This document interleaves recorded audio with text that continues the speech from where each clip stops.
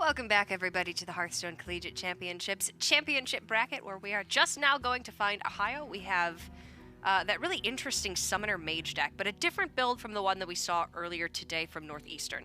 This one's going to be a little bit greedier, a little bit less anti-aggro, with much less dragon synergy, and instead you're going to see copies of Power of Creation and a copy of Calicos at the top end. Warriors on both sides, so it is possible that we run into our first Archivist Elysiana Control Warrior mirror here. Oh boy. It could happen. Don't get me started.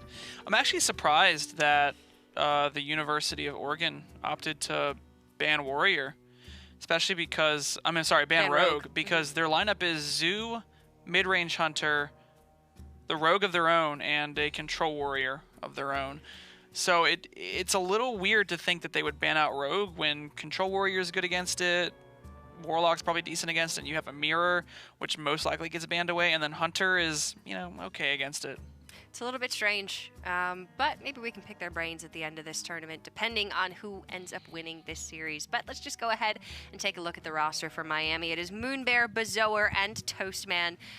Three names that you might know quite well by now. They've been playing together for several seasons, and we've seen them on stream now a couple of times already this season. I'm sure you remember that famous green screen. I love the green screen. I'd like to see it in action, but all we've seen it do is be green. That's all it needs to be honest. And then from Oregon, we have Sir Penn, Nyquist, and Noah JV with Psychology, Sports Business, and Undeclared. And if these faces look familiar, and that room looks familiar, it's because these are your varsity champions, and they are currently one game away from trying to make it to the finals. Again. They've already won one. They're already qualified for the Masters Tour in Las Vegas, so you might see them there competing if you're going to be tuning into the stream when that happens, which will be mid-June, I believe. So they've already got some success under their belt, but right now they're one step away from getting even more success. Yeah, I mean, the varsity championship title was huge for them. They earned the spot at the Masters Tour in Las Vegas, which is much more potential than just the Hearthstone Collegiate Championships. That could maybe lead to the Hearthstone Grandmasters if they end up doing well there. But this is really what they came here for. They came here to make it to the grand finals of the Hearthstone Collegiate Champions, and you can see them there. They said they always actually pray before every match that they play. They get together, they just have a moment to sort of center themselves and to hype themselves up, I guess, because these are three guys who have been working together, much like Miami, Ohio, for a while. And they've really developed that sense of camaraderie and that sense of fellowship, I guess. Yeah, it's been a pleasure to watch them compete and watch them play. We didn't necessarily see them during the regular season that much, but we got to see a lot of their games during the varsity playoffs division. And they have been playing pretty solid throughout. It's just going to be question of the matter is, with a new meta, with new decks, with new strategies, are they still going to be the same team, or does it kind of hurt their ability? You never know. I don't know. Some players play better in metas that just get figured out. Some players play better in metas that have been, figured out for a while. It's just kind of, how players work. Some players like to deck build, and they can build great decks. Some players, they're not necessarily great deck builders, but they're proficient pilots. Yeah, you've got your pilots and you've got your meta breakers. And I guess we're going to find out today, which one are these players? Have they had the time to really learn these decks and to maybe get a read on their opponent's lineups and to advantage their lineups appropriately? But it is going to be a mid-range Hunter Mirror up first. Oh gosh, I'm getting PTSD. A lot of priority in this one given to whoever goes first if they can keep the advantage. I'm rocking a sweet headache right now. This is just... Oh, you're good. Ooh, mid-range Hunter Mirrors are not helping. No, I'm getting a headache just from seeing a mid-range Hunter Mirror. Yeah, I think that's... It's flaming up. It's flaming okay. The There's a shimmer fly in the hand. Oh gosh, I thought this might have been last patch. Oh god. Oh no. I was real worried that was a Rexar coming in the hand. Crippling Razor Maul? Oh no. This one's going to be quite a bit of back and forth early on as both teams try to establish some sort of a board presence, while the other team tries to stop that board presence from being established. And eventually, we'll see some sort of a swing turn, maybe through the use of Scavenging Hyena and Unleash the Hounds, or through just a bunch of spells over the course of the game, and then a big Zul'jin turn. I love it when he drops the big axe. Is that what he says? He says, "Here comes the big axe." I was always wondering what he said. I know he said, "Here comes the big," and I just didn't know. Big X. And then it like shows it coming in. It's good. He's cool. Oh, he said something like, "Here comes the big." I actually don't even know. Mm-hmm. Sure.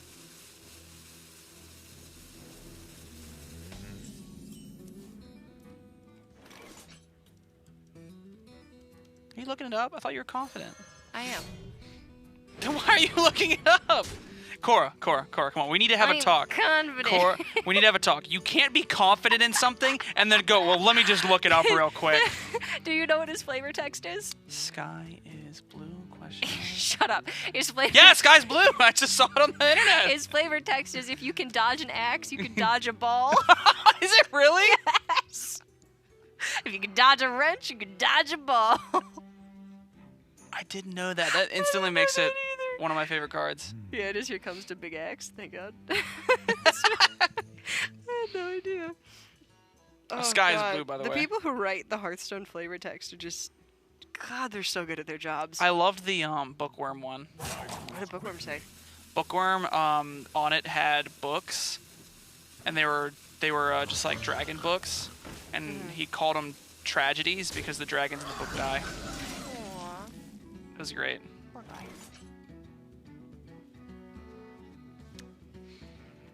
But right now in the early turns, both these teams are going to be fighting for board. You typically want to save Timberwolf for a more aggressive turn or something that you can get value out of. So right now, Oregon's turns aren't the greatest, but Miami basically looking like they have the exact same turns. Differences between the two decks. Miami have 1 tracking, Oregon have 2. Miami have 2 Henge Clan Hogsteed, Oregon have a Vicious Scalehide and a Deadly Shot instead. Miami have a Savannah Highmane, Oregon do not. So it looks like Oregon's list is a little bit more aggressive, I would say, but it also has some kind of text. There's also a Deadly Shot in the list for Oregon, which I don't necessarily will help in this matchup. Helps versus the Mage, potentially. Yeah, if they helps do a lose lot this matchup. against the Mage. All right, Shimmerfly, what's in the box? All right, Flare is not bad if their opponent gets a secret off Shimmerfly. Yeah. And even just to cycle, Flare is okay. Then again, we all know how Shimmerflies work. They give you the exact same card as They your give opponent. you the exact same card as your opponent. Flares all around. Well, unless you play the Flare first. Oh, now it's open season. Yeah, now it's open season, because the Shimmerfly doesn't actually know what the other Shimmerfly gave, because they're blind. Oh my goodness, that's very sad. They're also poisonous, so if you hit it, you die. Is that what that big skull means? That's what the pretty patterns on the back of the News butterfly to mean. me. Well, actually, in nature, a lot of animals are very vividly covered because they are very toxic. They actually got a secret, too. They got a secret. That secret kinda can funny. actually That's actually really, decent, yeah. because now this Timberwolf and Lynx can't really stick or hit face at all. They just held onto the Flare. The Shimmerflies were giving Oregon and Miami counterplay. Those Shimmerflies hate each other. Rivals. Competing to see which is the Shimmerfly best is Gary Shimmerfly. Oak and the other one's Ash. The one that got Flare had to have been Ash. Yeah.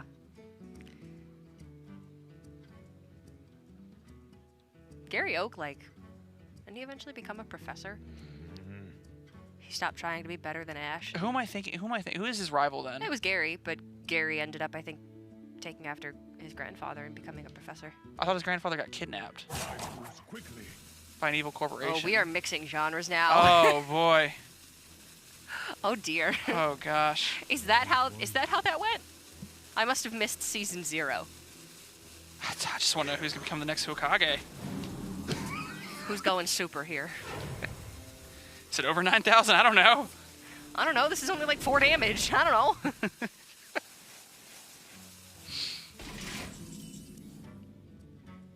And then there we go. We can Dire Frenzy our opponents.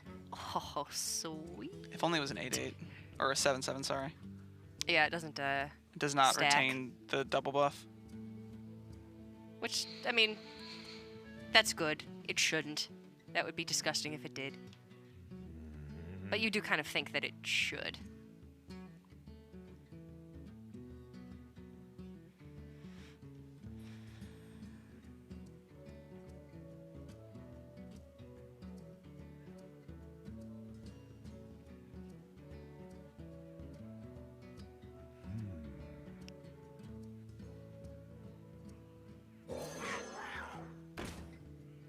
Just gonna... Unfortunately, I have to Dire Frenzy the Lynx instead of the Spring Paw.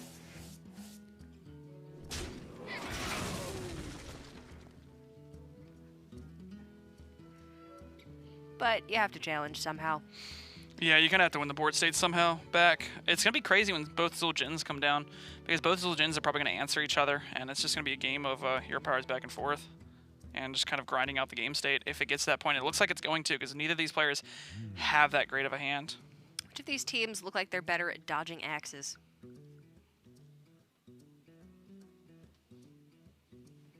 Are Oregon the ones who were like competitive snowboarders? Yeah, they're probably pretty nimble.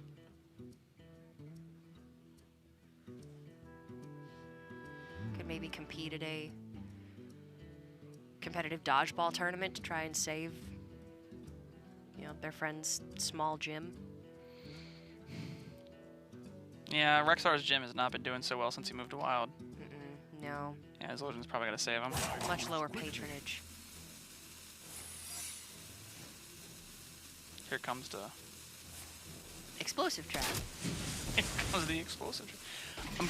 I'm wondering why they played it into the weapon. Seems like kind of a waste. Because there's no wandering monster. Like, all Oregon has to do is swing. They'll see that it's either... What could be in the game? I guess... Is Rat Trap gone? Freezing? Rat Trap's not gone. It could be Rat Trap. Explosive, freezing, misdirection, snipe, snake.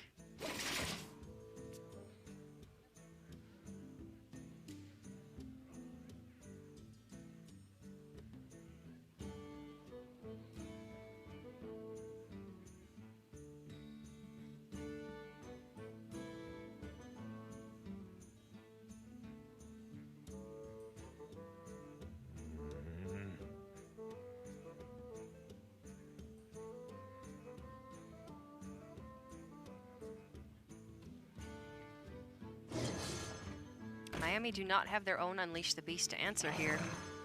They're gonna have to get kind of creative.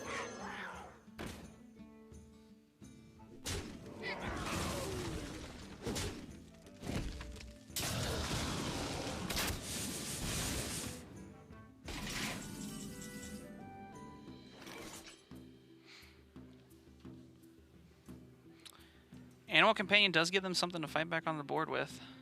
They can also just cast the other Unleash the Beast.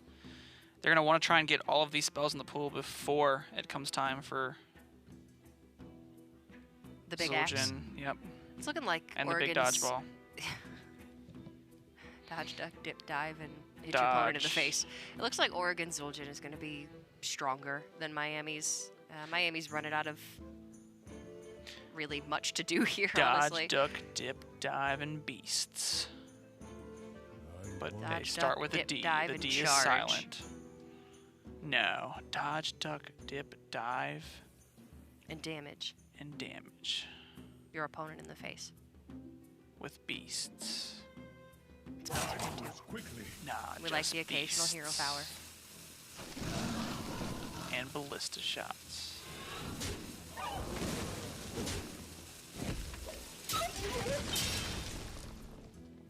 I meant steady shots. I think Ballista shot is still in wild. Yeah. It's the upgraded hero power. It's the 3 damage hero power. Yeah, this is just real awkward for Miami right now. I mean, the most they can do is, like, Scavenging Hyena Unleash. Kill off the 5/3. And the worst part about this is Oregon's going to be the first one to play the Zul'jin. They're going to have the board that Miami's Zul'jin would ideally be able to answer, but Miami doesn't have the Unleash the Beasts in the pool. They don't have the Animal Companions in the pool. It's just not going to be good enough.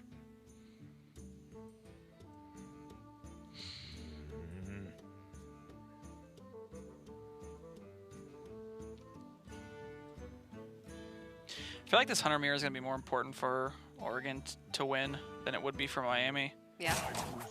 The reason I say that is because Oregon, if they don't win this, they have to run the Hunter into something like Warrior Mage. And I'm not saying Mage is a bad matchup for this deck. I just don't think it's a great one. Like, once the Giant comes down and they Conjures call it, you will lose. It's just, you do not have an answer if you don't find your one of Deadly Shot. But as for Miami, you know, if they lose this one, then they can run the Hunter into Zulak or Warrior, which I think the Zulak matchup is probably better than the Mage matchup. And Miami's Hunter does have a copy of Savannah Highmane, which makes it a little bit better against Warrior.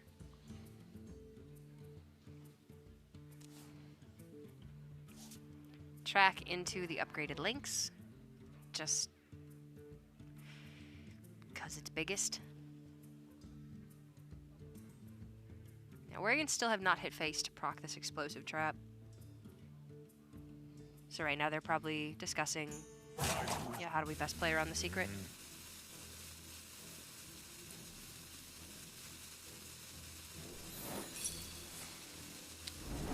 And they've come to the realization that it's not freezing trap. If it's misdirection, then this Wyvern would hit them in the face, which would hurt, but they would still have board. Ah, I missed 1 damage. Lol. Haha. Amateurs. Just kidding. They did the right thing. They are good. Scavenging Hyena, Timberwolf Hounds. It's... That is a play that can be made in the game of Hearthstone. What about Tundra Rhino, Scavenging Hyena, Timberwolf? Put the Tundra Rhino face, Timberwolf into the 6/1, Scavenging Hyena into the 2/4. Okay. Clear up the board. You have a 4/1 and a 2/5. You can't get the Hyena out of range of Kill Command or a buffed up Lynx no matter what you do. So you might as well put your Tundra Rhino on the board. Maybe you stick a Hyena and then Oregon gets a little careless. And they decide, hey, let's play 7/1/1s.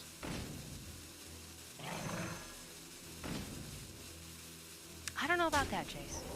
Seems a little risky. Oh, looks like they're going to keep the Hyena at a healthier life total. Keep it at the 4/3. They get to push 4 face here, too, which is nice. This is just lethal damage, though. Yep. 2 buffed up Lynxes plus the Tundra Rhino on the board. Even a little bit over with the Timberwolf or the Hero Power. Oregon are going to scoop up game number 1, winning the mid-range Hunter Mirror, which you said is more important for Oregon to win than it is necessarily for Miami to win. Yeah, of course it's important for both those teams to want to get that mid-range Hunter Mirror out of the way, especially because it is one of those like 50-50 matchups, depending on how the tech choices go. But I would say just how Oregon's lineup pans out, it's going to help them a whole lot more, just because if they really want to get this series through, this Zulak might have a kind of difficult time. So getting the win earlier with the Hunter and then the Hunter not queuing into the Mage is pretty fortunate for them. I say Zulak is favored against the Mage. Yeah. I don't necessarily think Hunter is favored against the Mage, but it could be. I mean, that's a matchup I haven't seen too much. Yeah, we haven't seen much of the Mage so far this weekend at all. And Oregon left with their Control Warrior and their Zoo Warlock. Miami with their Control Warrior, their Summoner Mage, and their Mid-Range Hunter, which we just saw. Mid-Range Hunter versus the Warrior, I think is okay. Mid-Range Hunter versus the Zoo, I think is okay. Mage, not terribly good against Zoo. Warrior should be fine against Zoo, and if you know how to play the mirror, I think you can feel pretty good going into that one. Obviously, it does come down to Archivist Elysiana and Fatigue, and can be heavily dependent on the cards that you get from Elysiana, and of course, what you or your opponent may hecklebot out of the decks. If you can get the Elysiana, if you can get the Bankers, things certainly change quite a bit. But I do think that is a matchup that does have an advantage given to the player who has more experience. Yeah, it's also going to be kind of crazy to see how that matchup pans out if they do queue into it, because one team is running Hecklebots, the other team is not. One team is running Baleful Banker, the other team is running Brewmaster. So it's definitely both got some... 2 Hecklebots. Oh, I didn't see the Hecklebots there, Yeah, so yeah. yep. There are 2 Hecklebots on both sides. I think it was just because I saw Militia Commander, Yeah, which both teams are running as well. Yep, no, I think it was mostly the difference, I guess, is the Baleful Banker versus the Brewmaster. I would typically lean towards Baleful Banker, but Brewmaster can have some different kind of versatility as well. Yeah, you get your Elysiana back right away in case your first set of cards were terrible and you want to play the Elysiana again immediately. But with the Baleful Banker, you get to keep your 7/7 body on board, and that's pretty nice as well. But it's going to be the Zoo for Oregon into the Mage from Miami first up. If Miami can manage to win this, that's, I think, a pretty big deal. If they don't, well, they're probably not supposed to. So it is what it is. Yeah, Miami just might have to rely on sweeping the Warrior. But then again, right now their hand's pretty strong. They've got the Doomsayer to try and help them answer, any kind of board state early on. So you can try and put this into 1 to 2 minions. Hopefully it goes off. They've got the Rabble Bouncer, which is really good against aggressive decks, and that's the main reason we've seen it in there. Just being able to, put out a 4-mana 2/7 with Taunt, potentially killing a couple minions, and then you can Conjurer's Call it, is really strong. Astromancer's pretty dead, though. They would have much rather seen something else, like a 3-drop, maybe a Book of Specters. Yeah, but they do have a fair amount of anti-aggro in the deck. 2 Dragon Moss Scorchers, a Ziliax, copy of the Mossy Horror. Fire Tree Witch Doctor can pick you up AoE. 1 Mind Control tech. It's not like they're not equipped at all to deal with aggro. It's just that ultimately the win condition for this deck isn't run your opponent's aggro deck out of stuff. It's put a giant board in place with all of the summoner effects and then kill them really fast. It's kind of hard to do that against a Zoo Warlock. I wonder. Almost out of time. Oregon do have the option here of Crystallize or Coin Mecharoo, then go into the Direwolf Alpha and start pushing damage immediately. I think I like this. Yeah, the only difficulty with this play is that you are forfeiting kind of your board over to Doomsayer pretty immediately. At least you do keep a 1/1 body around, but this is definitely going to bait a Doomsayer. Oh man, second Doomsayer picked up for Miami. Nothing feels better than a Doomsayer into a Doomsayer. Yeah. I remember those days. Those days, this is the last time I've seen a Doomsayer into a Doomsayer in a while. I was big maging it up for a while. You hit those runner Doomsayers against any aggro deck, then you just get through to your removal turns so much more cleanly. In this deck, now you get through to your big powerful summoning turns.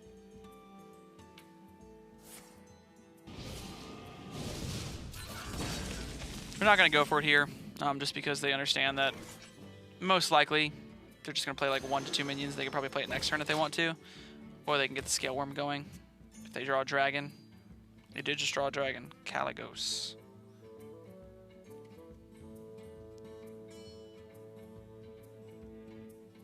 Did you know if you have Caligos on the board, your opponent has Counterspell, and you counterspell the spell, you can still play a 0-mana spell? I did actually just read about that. I don't know if it's supposed to do that. Did you but know it does. if you have Darius Crowley and you go Sweeping Strike, it doesn't actually get triple buff? Why not? It doesn't. But he kills multiple things. Yep. Well, that seems a little silly. Did you know if you have Gadget Sand Auctioneer on the board, and your opponent Unseen Saboteurs, Yeah. you don't draw a card? Really? Yep. What's the exact wording on Gadgets and Auctioneer? Is it whenever you play a spell? Whenever you cast. Whenever you cast a spell. An Unseen Saboteur. I'm pretty sure Gadget Sand's whenever you cast. I can look it up. I really like the Scale Worm here, though. Unseen Saboteur says your opponent casts a random spell from their hand. Pretty sure Auctioneer's cast. It could be play, though. Gadgets and Auctioneer says whenever you cast a spell, draw a card. Yeah, that should draw you a card. Food for thought. That's whack. Thanks, Grubhub. I wonder. No, I mean, I am not a developer. I would not be able to keep track of those interactions. So I'm not going to throw stones. I was the inventor of Coin Giant. You madman. Did you know that was possible? If your opponent had Counterspell and you coined, and then Counterspell went off, or it was any spell, your giant would still retain the same cost. When was that? Like a set ago. Seriously? Yeah. You didn't know that? Are you sure? I was playing giants a set ago. Yeah, well, no one's ever gonna Oh. coin into a counterspell and then play a giant. Weird. You would just play the giant. Yeah, yeah, that's true. I don't know how it got found out, but I found it out and I was like, oh. Because well. somebody messed up and tried to do it and then was like, oh my god, I'm not punished. Rebel Bouncer plus Doomsayer, I think, is pretty solid here. This has been Did You Know with Dr. J. That's the more you know. Miami are going to opt to hold on to the Doomsayer, just go for Rebel Bouncer and the ping this turn. Because it's looking like Rebel Bouncer will do enough to clear up the board. Maybe the Doomsayer is not necessary. Yeah, and the issue with the Doomsayer is you know that any one-cost minion they're getting is going to have Rush. So if they just load the board with one-cost minions and they can clear it, it's probably really bad for you. They could also potentially clear it and play a Sea Giant in the same turn. That would be insane. Yeah. Like, Be really hard coming back from that. Oregon have hit both of their knives face so far. They need to hit this knife onto the Rebel Bouncer to avoid losing the Knife Juggler. They miss again. 3 in a row is a pretty big bad Knife Juggler. deal. Go sit in the corner. What's wrong with you? You have offended. What is wrong with you, What's the Knife point of Juggler? putting the apple on your head if you're never going to hit the apple? We have to kill this bouncer too. Yeah, I know. Bad Juggler. Good for Miami. Great for Miami. Good bouncer. Well, maybe that's why they call it Rattling Bouncer, because it just bounces around the juggles. Depending on who you're rooting for. You're either very That is a happy good point. or very upset. Sometimes I don't know who I'm sometimes rooting you're for, indifferent. So I'm a little confused. Sometimes you're indifferent. Feeling a lot of emotions right now.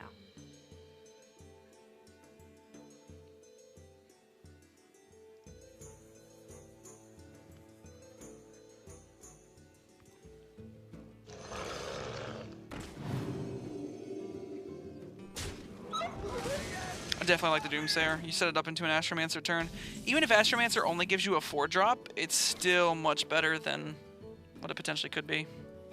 Astromancer itself is still a 5-drop. You're developing 2 threats with 1 card.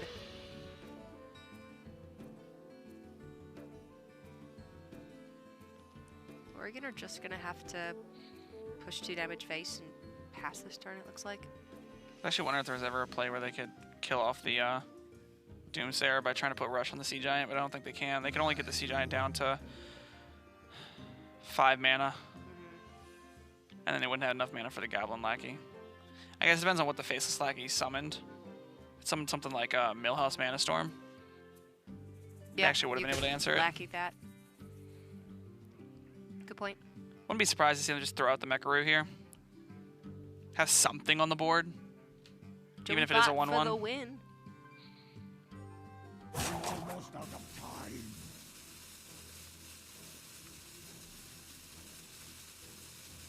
So many possibilities. Oregon Zoo Warlock. They have 2 copies of Microtech Controller and a Leroy Jenkins. They're not playing Arkville and Rafam. My calculations are flawless. As long as it keeps Half-time That's a Scavenger. really good 4-drop. Overkill gained 3 armor. Just gonna keep life tapping. Kind of need to. They need to keep the resources going. You and you and you. Just dump your hand. They know there's no Flame Strike in the deck for Miami. No Blizzard. Yeah, I think the original lists were running that, but it was too spell heavy, and they wanted to capitalize on Book of Specters being such an insane card.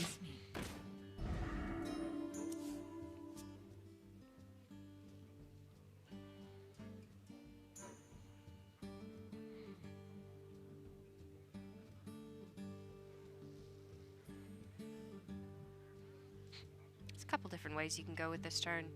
You could start with Book of Specters and see what you draw, or you could just commit to maybe Ziliax and a ping.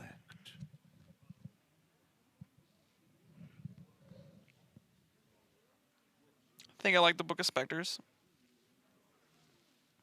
This might be the best turn you ever fit in to play it. And you can put the Ziliax into 3-2. The 3/5 into a 3/2, and you can even just push the 5/5 face.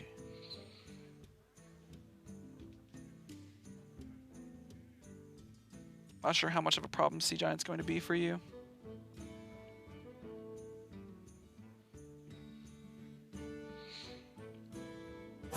Might be a problem. Especially when you gain 6 life on the swing.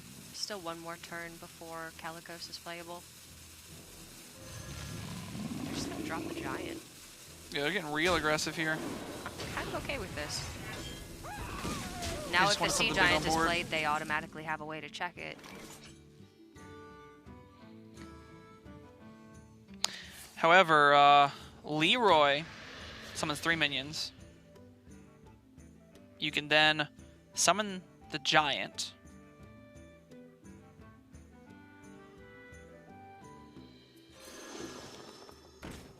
Or you can summon Voidwalker, then the giant. Then put the Leroy into the 8/8.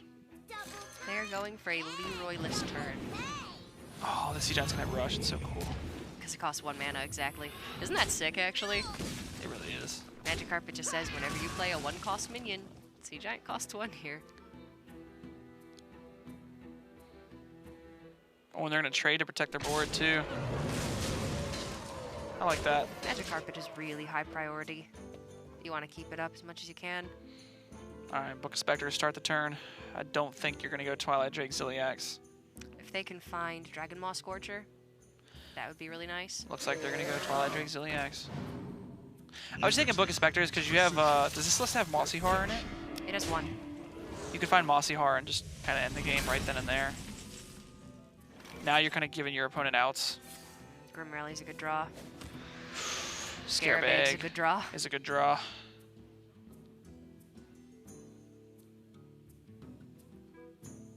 Oregon can just trade over the Ziliax with, I guess, the Faceless Lackey and then push all the rest of the damage face. Assuming they Scarabag and Grim Rally the egg. Yeah, they gotta make some kind of push here. Would not be opposed to seeing that. Especially after they've seen Miami just make weak turn after weak turn. They haven't been the greatest of turns. The issue is you're never getting the support out of Mossy Horror range. You just kind of have to accept that. There's only the 1 in the deck from Miami, so Oregon are just going to hope they don't find it. They're not very deep into their deck at all. Still 18 cards left.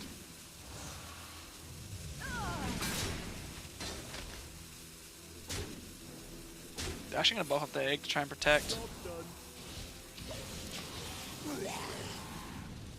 Oh, they missed some damage that turn.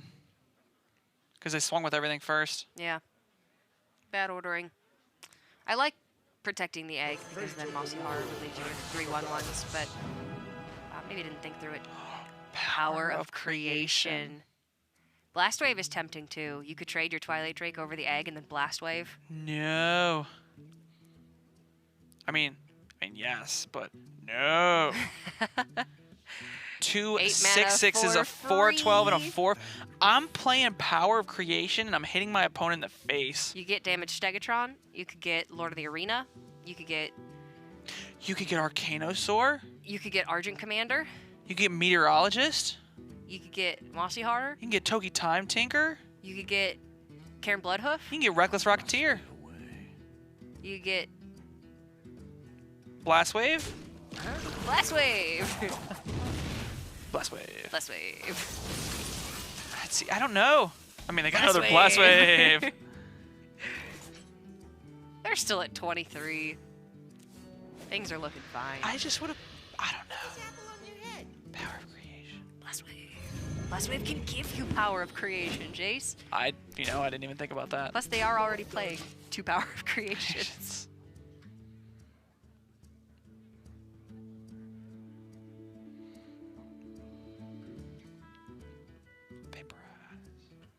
Blast Wave. All right, time to Blast Wave. Get 2 spells. See what you get. I don't know if they just like Power Creation that went face. There's no worry about the Sea Giant. Yeah, this game can just be over. Ooh, Oh, there's literally no worry about this Sea Giant. because it's not there. Sweet.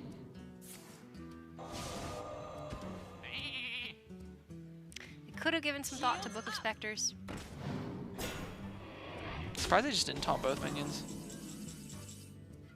I think it matters at this point. I think the mage always wins this. Yeah, I think Calicos has done his job. Solarium. Solarium into Spellbreaker, double power overwhelming, double Soulfire. Still only at 17 damage. Ah, dang. Oh, and the Grim Rally. Easy. And an Abusive Sergeant. There you go. Well, this is looking like gonna be game over pretty soon. I mean, maybe they can take the mage to fatigue. How many turns do we have? Well, they're behind on fatigue by about 10 so far. So if Oh, they you don't draw for the know. rest of the game, and They're playing Archivist Elysiana and Belfmaker in their Zoo Warlock, right? yeah, Maybe Belfmaker and Youthful Brewmaster? yeah. I mean, those are 2 drops. Zoo plays 2 drops. Must be a way. Yeah. PSA. We're kidding. Oh, no, I'm not. Okay, Jay's serious.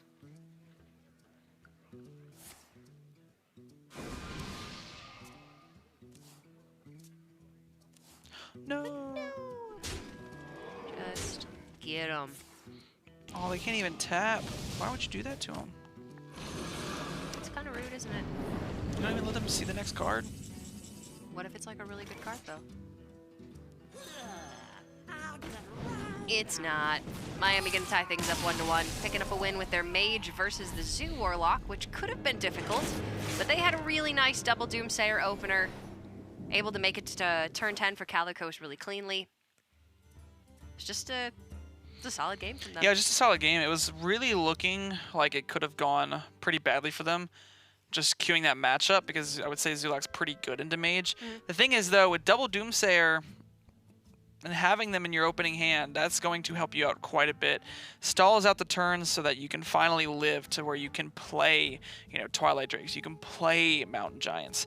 They took a very aggressive approach by playing that Mountain Giant on turn 8, and it helped them out quite a bit because it gave them an answer for that Sea Giant. If they didn't have that answer for that Sea Giant, things could have been different.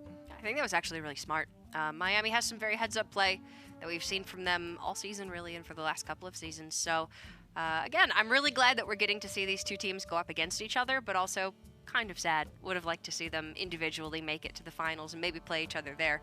But regardless, we've got a good series on our hands, and when we return, we're going to get right into game number 3.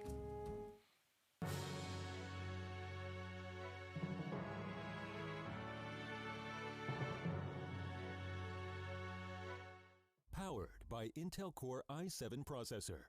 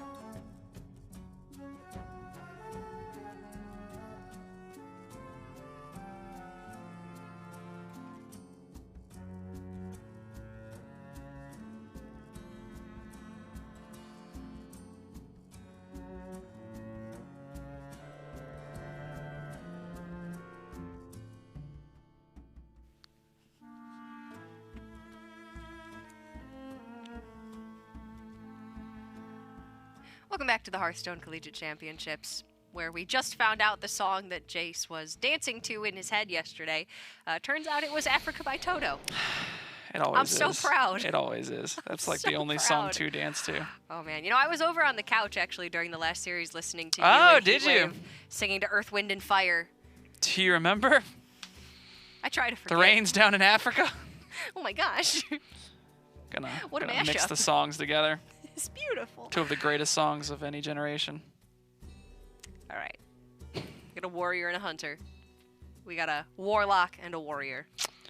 And I think our next game is going to be Don't say it, man. a warrior Why you gotta do it? versus Why you doing this to me? a warrior. We got a warrior mirror, baby. Jace, I need at least a half an hour for this Advil to kick in. It's only been 2 minutes. Everybody, your first warrior versus warrior mirror in a competitive tournament is about to be on broadcast. Help me.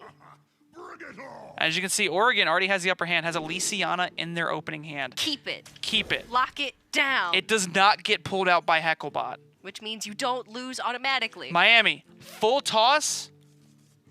Oh, there's no Hecklebots this game. Keep it. We this got 45 game is minutes. going the long haul. Everyone, get your Start coffee. the clock. Get ready. I'm actually surprised that Oregon decided to draw there. How do you feel about drawing in this matchup? Because I feel like I usually when think- I do it, okay. it just gives my opponent the right to do it as well, and then we still end up somewhere around even. Okay. I think in the list where you're only running one copy of Baleful or Brew, drawing is probably not correct. In the list where you have 2 Balefuls, drawing with Shield Block is correct. Because when you have 2 Balefuls, you will go to time. It doesn't matter if you draw those 2 cards, you will go to time. Originally, if you don't draw a single card, you go through about 25 turns with your main deck. Hecklebot changes it up a little bit, maybe makes it 23. That's not the point. You put your first Elysiana in. Put you about 34, 30. 35. Let's just go with 35. Okay. You put your second Elysiana in. It's 45 turns right there. But you very, very rarely get to the end of your second Elysiana without someone dying. Really? In your experience, really? Because, I mean, you can get some very good cards off of Elysiana. In open cups, I either get my Elysiana pulled from a Hecklebot and lose the game on the spot, or it goes to time. I mean, I've only been playing that matchup on ladder, and it's ladder. So- I will say though that not every game goes to time. There are a lot of times where someone gets a Elysiana pool and they like. I think on average the person who understands the matchup better will win. Okay. But sometimes there are insane Elysianas. Yeah, absolutely. You can get Dragon's Roars. You can get crazy legendary minions. I've gotten Undastas and pulled my other Undasta. It's pretty sweet. So I think you can afford to draw. I'm just not sure if you exactly want to. Jury's out, we'll say. I think it's okay to... Well, like I said, in my experience, my opponent drawing or myself drawing just... Then the other person draws and we end up evening out, and I haven't gone to time, so it doesn't really matter. But I'm not playing in a competitive situation. I'm playing on ladder. So, it's different. The thing is, with this deck, you have about 4 cards, maybe 5, maybe 6, that draw you another card. Town Criers, Shield Blocks, Harrison Jones draws cards. Your opponents also have Hecklebots. So, what originally was, let's say, 45, if you draw with every single card, becomes about 38, which means on average you'll take about 7 turns of fatigue. What now? Good lord. So if you take 7 turns of fatigue, you're taking... Let me do the math real quick. I don't feel like doing it in my head, so I'm just going to pull out my calculator. 25 damage. 28. Take about 30 damage of fatigue. That's a lot. Now, another very important... The most important cards are you keep Elysiana and your Bouncer every single time. And you also want to make sure that you find Dr. Boom as early as possible. Shield slams, you save them till the end of the game. Okay. You never want to use those early. What are you saving them for? You're saving them for tempo swings with an Elysiana turn. So you want to be able to play your big minions and kill their big minions. The minute you start using them early, your opponent has leeway to play a big minion. Once they do so, you don't have an answer for it, you're behind. That's how you die in the Elysiana mirrors. In my experience, you want to play Dr. Boom as early as you possibly can. Yes. Honestly, Dr. Boom, it might be a keep in every single matchup. I'd probably keep it against Rogue. It's just that good. The second you get Dr. Boom against a Rogue, Jesus, your Dynamatic is so much more powerful now. Your Omega Devastator clears 2 things. Dr. Boom was not incredibly... I mean, he's always been powerful. He was not game-breaking prior to the expansion release and the rotation because the general power level of the game was so much higher. But now that the power level is much lower, having mechs with Rush is so much better. And it's making Dr. Boom seem that much I'm already starting a more petition to move backbreaking. Dr. Boom to Wild. Oh, jeez. Apparently Just Saying just commented on Archivist Elysiana saying he doesn't want it. Oh, well, part of the reason Elysiana is an issue is because it's a problem for the specialist format. Not only does it make the open cups typically run longer, it's also, Elysiana negates strategies in their entirety. For instance, in the past, you could probably beat something like Control Warrior with some kind of Hakar deck. You shuffle Bloods into their deck, and the fact that they, have this crazy amount of resource and value and removal doesn't matter when they come to Fatigue. Now, they just erase Hakar as a card. I think Elysiana's a really cool card. I think it's a really cool concept. It just has so many implications beyond just being a card. I mean, Elysiana should probably just be like 10 mana, and it'd be fine. Yeah, if you can't Baleful it. Like, just give them their 10 extra cards, and that's it. Maybe 9 mana. What now? If you save the coin, you could still be able to get multiple copies. No, That just make it involves a 10. Never mind. lot of I don't ever want multiple copies. Just make it 10 mana. Okay. Actually, make it 11. I should just take it out of the game. If you Shadow Step it, it just is What now? cheaper, Tommy. So Rogue could still play it and Shadow Step it. Tommy just asked what happens when you Shadow Step it. Oh, sorry, Trevor. My bad. We'll let Trevor know that if my opponent is playing a Control Rogue deck with Elysiana, I'm probably going to win that game. Yeah, he's got a point. Control Warrior is good. Rogue that plays Betrayal is probably bad. Oh, nobody's talking about Betrayal. Betrayal got brought to Worlds. Wait, what? In whose lineup? Figure it out. I'll Google it. So one situation that I often run into with Control Warrior mirrors is hand size problems, where you have all of these cards that you want to play, but it's hard to find the right time to do it, and a lot of these cards you're saving for a particular moment. So, at what point are you forced to maybe dump a Militia Commander or play a Weapons Project when you still have a weapon equipped? It's kind of tough to know what the right cards are to use suboptimally just so you don't burn cards. The only cards I like using suboptimally are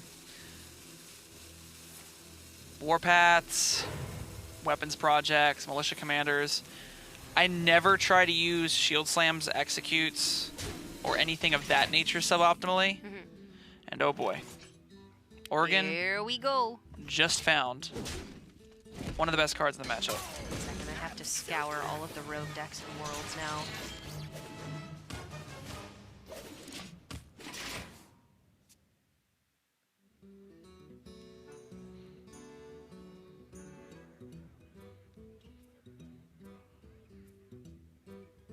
Oh, you'll know it when you see it. Oh my. I found it. belongs in a museum. Can I go ahead and put that away? We don't want to worry about that. That's not the deck I was expecting. I wasn't aware that this deck was brought. Interesting. Just put it down. I don't want to see it. I have offended Dr. J. Looks like Miami just gonna say, you know what? Rip that Harrison Jones. The Draw Harrison. 2 cards. That's why I think it's funny that a lot of players are playing in Specialist Open Cups. You'll see a lot of these players playing multiple Balefuls and multiple Brewmasters. In reality, you only need 2. You always go to time With just 2. with just 2, well, technically 3 Elysianas.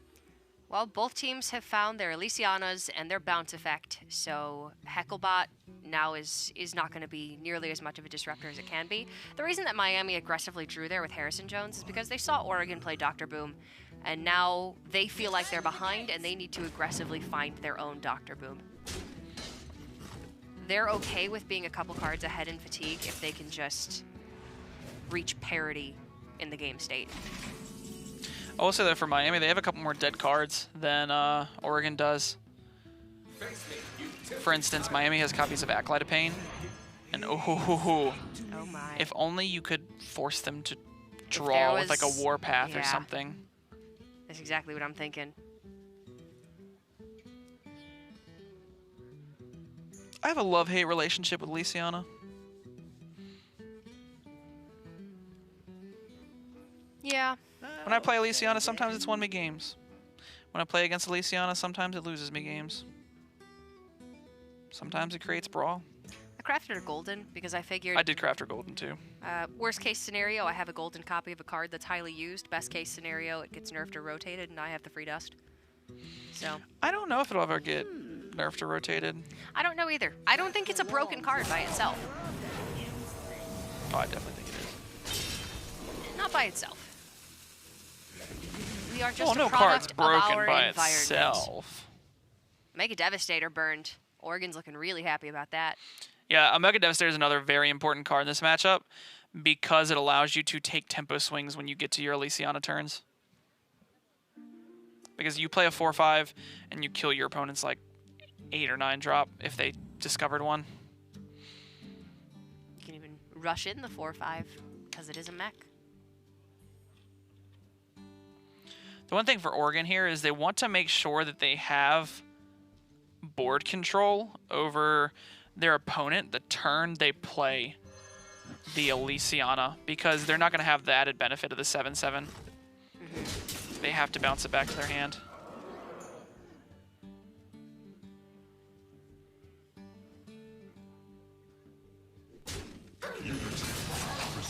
Super Collider value. Get that tattooed. Where? Precision. Perfection. My forearm. Oh. What were you expecting?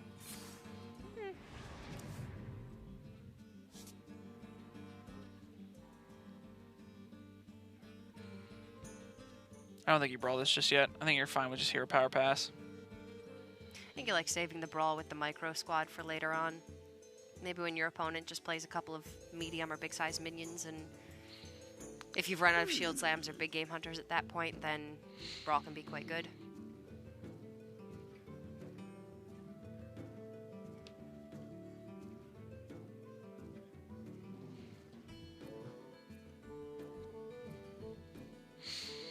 Yeah, Miami's gonna need to draw Dr. Boom pretty soon. Oh, I love that fuse thing.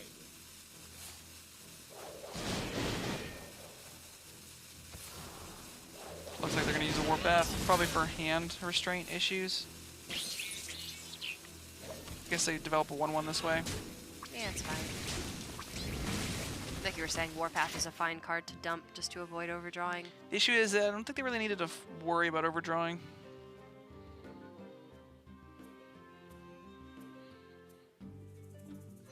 There's still 8 cards in hand.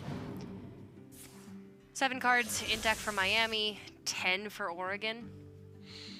Oh, somebody order a bomb? It was me, sir. Excuse me, this bomb is cold. Oh, I mean, if it was hot, it would have exploded. I could kind of defeat the purpose of ordering a bomb. Just take it away. I don't want it anymore. I'll just put it in my opponent's deck. Like, it'll be fine. Somebody order a bomb. Somebody order a bomb. It's on sale today. Discount bomb. On sale, cuz.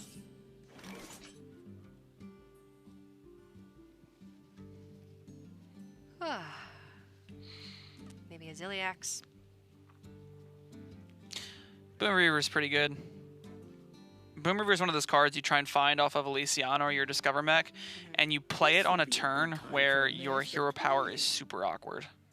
So, like, you would play it on this hero power, you would play it on the Microbot's hero power, you would never play it on a Discover, gain 7 armor, Blast shield. and potentially deal 3 damage. But Kaboom and Micro Squad are going to be underwhelming. Micro Squad can be okay. Squall. Kaboom's just not for this matchup. But Delivery Drone, that's the nuts. So right here, trade Boom Reaver. It summons a copy of a minion from your deck. It does not summon the Exactly. minion from your deck. So you're not actually affecting your deck count. And they know there's no Acolyte in the deck left because the other Acolyte got pulled from the Hecklebot, so they're not worried about cards that draw cards. Despair. Destruction. Okay, that allows them to push a little bit of damage.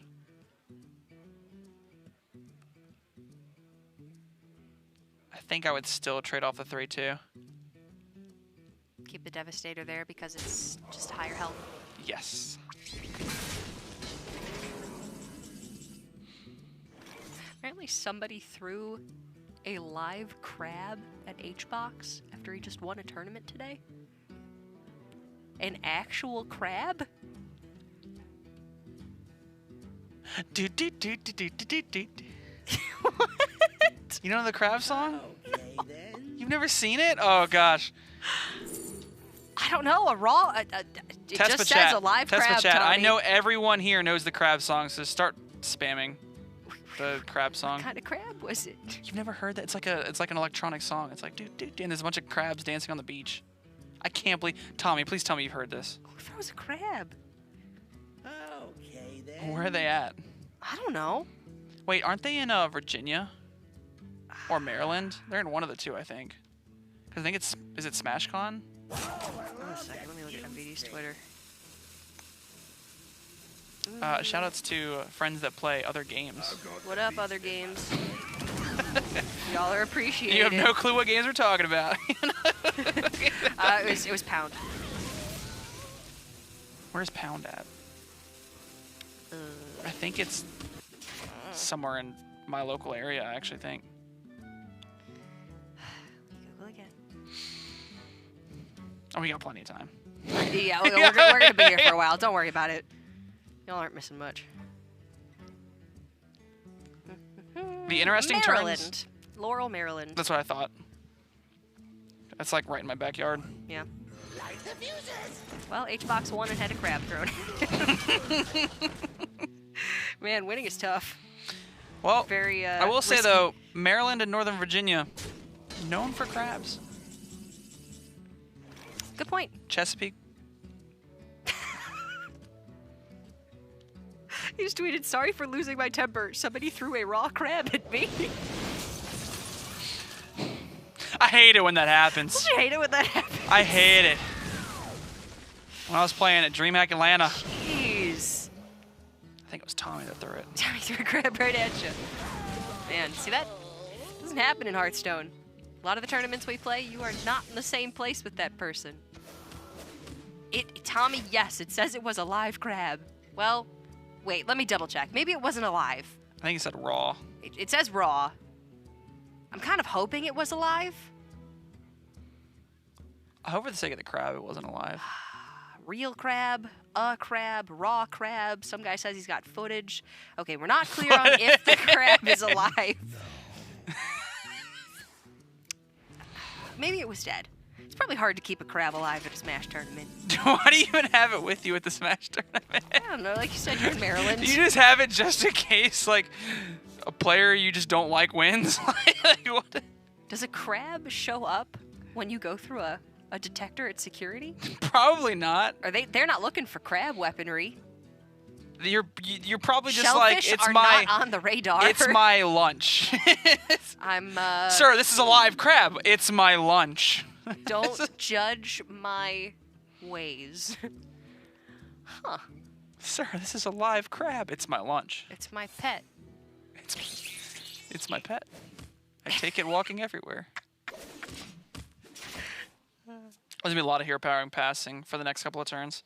Oh, Hecklebot is gonna get snap played. You want to play it before Elysiana.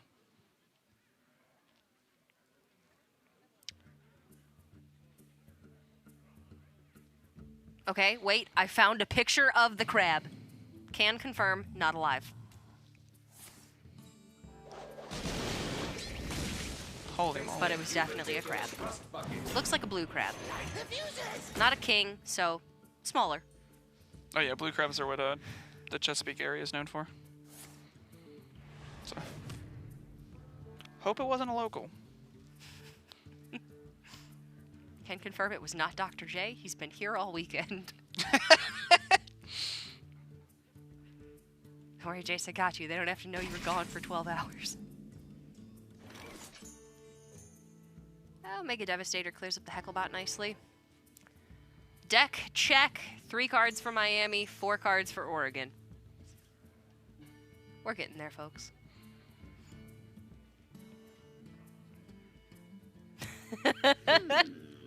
Dude, he's got good tweets.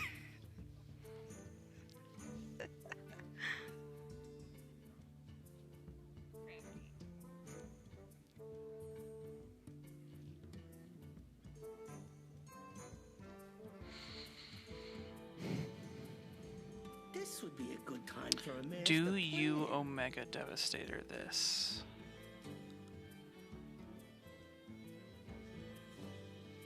I think you might Omega Devastator this. The 3/8 body is pretty daunting. Oh, I love that fuse thing.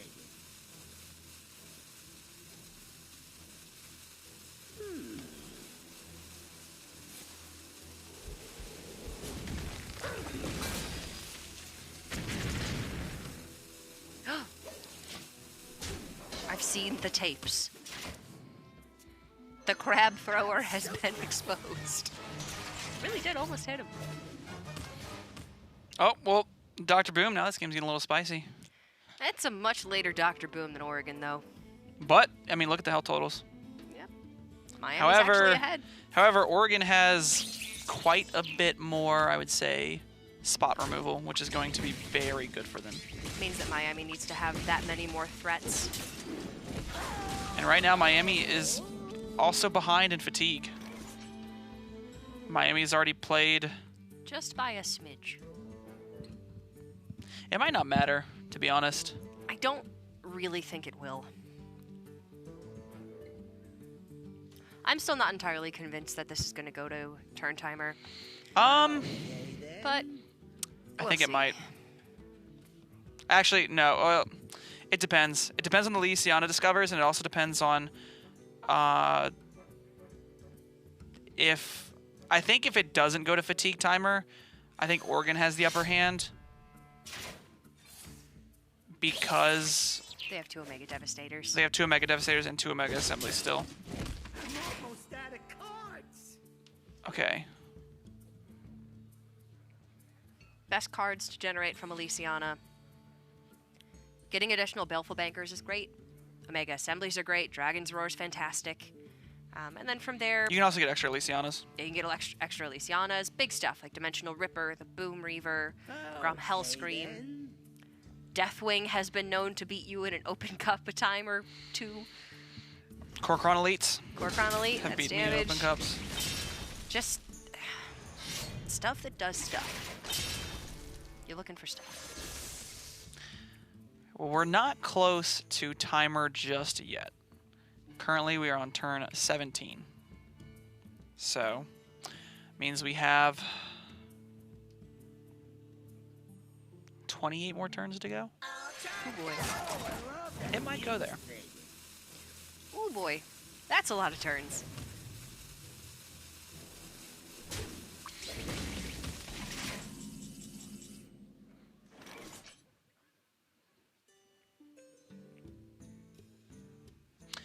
There are 2 more cards remaining for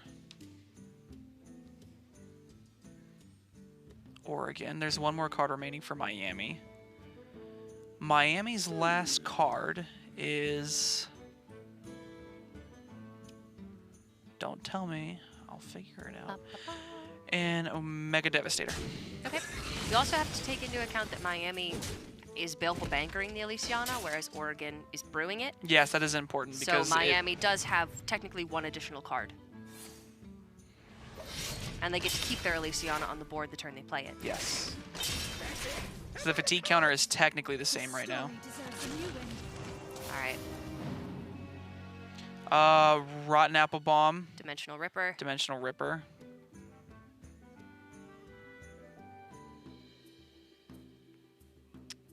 Kurabashi Berserker.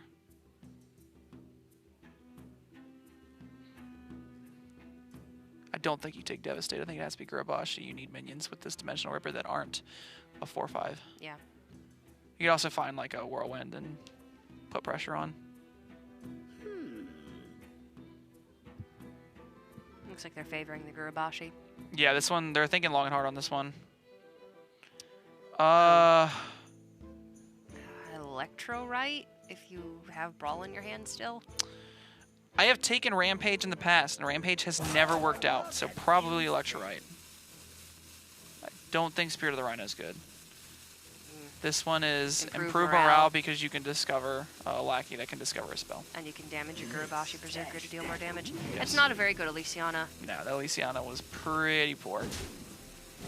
But they will have another chance as soon as they find their second Elysiana and decide they either have run out of cards and therefore need to play it, or have no good cards left and therefore need to play it. Here is where Oregon kind of tries to take the lead now, because they have tempo swings, they get rid of the Elysiana, and they have a decent amount of tempo swings. They also have both Omega Assemblies still left, which is really good for them. I think they want to discover a mech this turn. I like the way they're playing it out. Probably take the Spring Rocket just because you can play it this turn. You need to play something out of your hand, so it's either Eternium Rover or Spring Rocket. And Spring Rocket does more pressure. Yeah, it feels bad to have to give up Dynamatic, though. Yeah, I think the way this is panning out is that this will be Oregon's game. I think Miami's not going to have enough removal. They have to rely on their second Elysiana being insane. I think it's still too early to call. Maybe. I mean, we're looking at another 15 turns at least. Oh, you mean 25? Yeah, 15. 20. The Dimensional Ripper still could pull Elysiana because she was shuffled into the deck. Yeah, I think you have to optimize the chances of getting something big. So you... It's Gurubashi, Electrorite, Elysiana. Probably go for it now. This would be a good time for a master plan. This is, you want to play it on a turn where your hero power isn't the greatest. Now, right now, the hero power is decent, but it's not phenomenal. So I think you can afford to not use this hero power this turn. If it was 7 armor, you have to play that hero power. It is Elysiana. And they hit the Elysiana. That's good for them. This is gonna maybe force Shield Slam and Omega Devastator from Oregon. Ooh, if they can Hecklebot out the Elysiana, That's really good for them. that would take away Miami's second Elysiana. Another good thing this does is it means that they can't necessarily Elysiana this turn. So Miami's goal is going to be putting up as much pressure as possible to make sure they cannot Elysiana ever. But it's not going to be possible. Because Oregon won't Elysiana here. They'll just hero power, take the fatigue.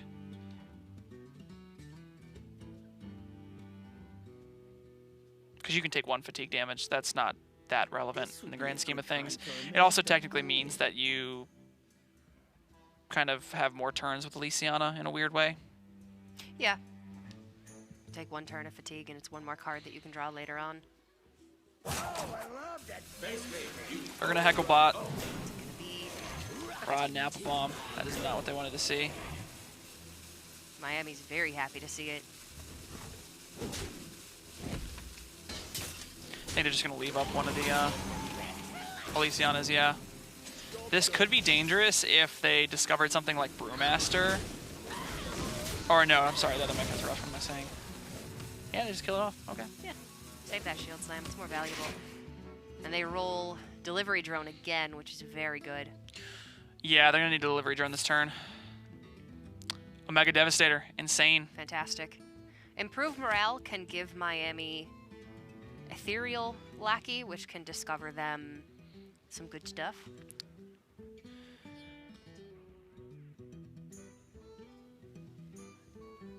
Still not great, but it's okay. It's just gonna go ahead and use that Omega Devastator. The one that they had naturally, not the one that was created by, so they didn't keep Oregon in the dark about what card they got off the delivery drone.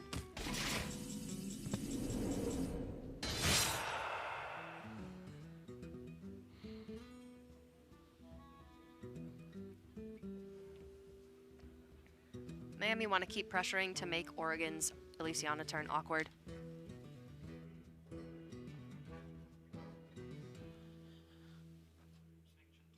Okay, then.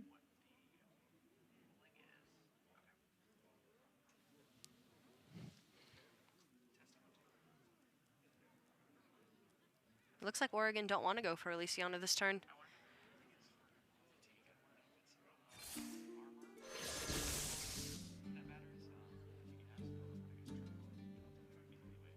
With the delivery drone, though, Oregon would want to prioritize using that hero power this turn, and then that means putting off Elysiana for another turn and taking a second tick of fatigue.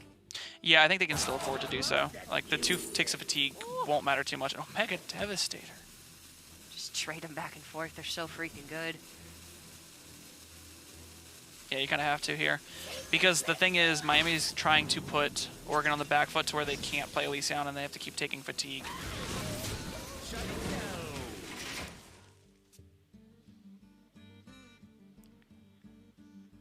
Boom Reaver's pretty good too. Yeah, it's very good. When they finally do shuffle stuff into their deck. Beryllium Nullifier, if there's no Omega Devastator on the other side, can be really, really difficult to deal with. If there is Omega Devastator, well.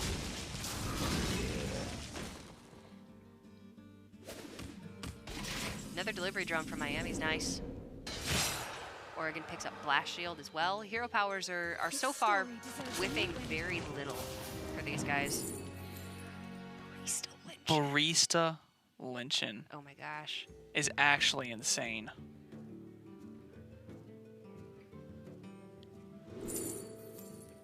Captain Greenskin's not bad. Emberscale Drake is not bad Emberscale either, Drake might be better than Captain Greenskin though. but you would need to draw an Emberscale Drake or discover another dragon. Which might be fine enough.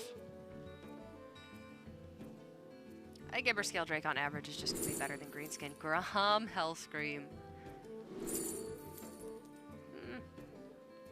Raging Worgen, I guess.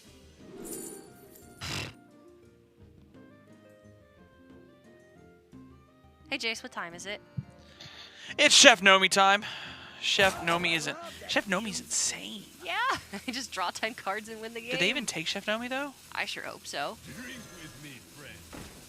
If you take Chef Nomi, you draw 10 cards and then you can play 2 turns of Chef Nomi. The only issue is like when you draw Chef Nomi that turn, it's not really impactful. That's the only consideration for not taking it. But If they I keep would've rolling snapped delivery taking it. drone every other turn like this, they do not have to care. It's also just a big body. That was some insane, like absolutely insane turns. So good. The Miami second dimensional Ripper, the Boom Reaver. They can even improve morale on their Gurabashi and swing for 5. Not bad. If they hit the Kobold Lackey, they can damage the Gurabashi again. Witchy Lackey's not bad.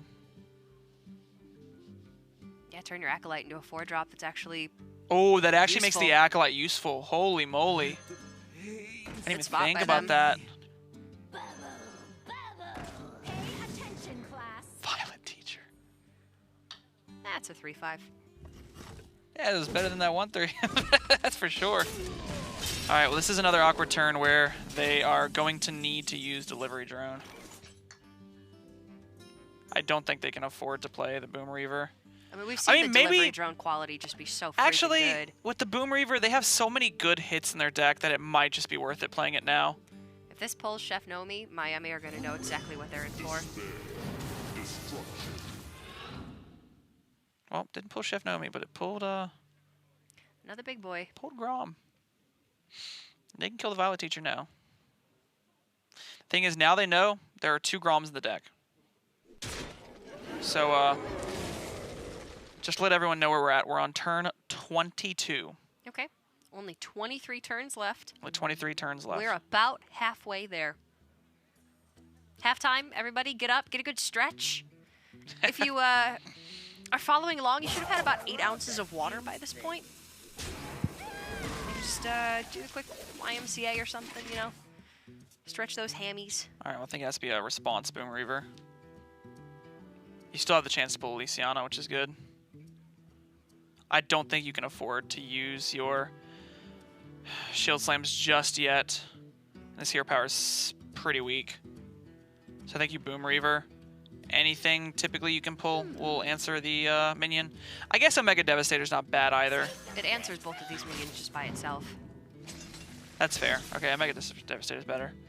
I don't like not using the Boom Reaver when I have like a weak hero power, and I think this hero power is kind of weak. Okay. This keeps Miami ahead on board. That's also a weak hero power, so another Boom Reaver opportunity next turn. They actually took green skin over the Ember Scale Drake.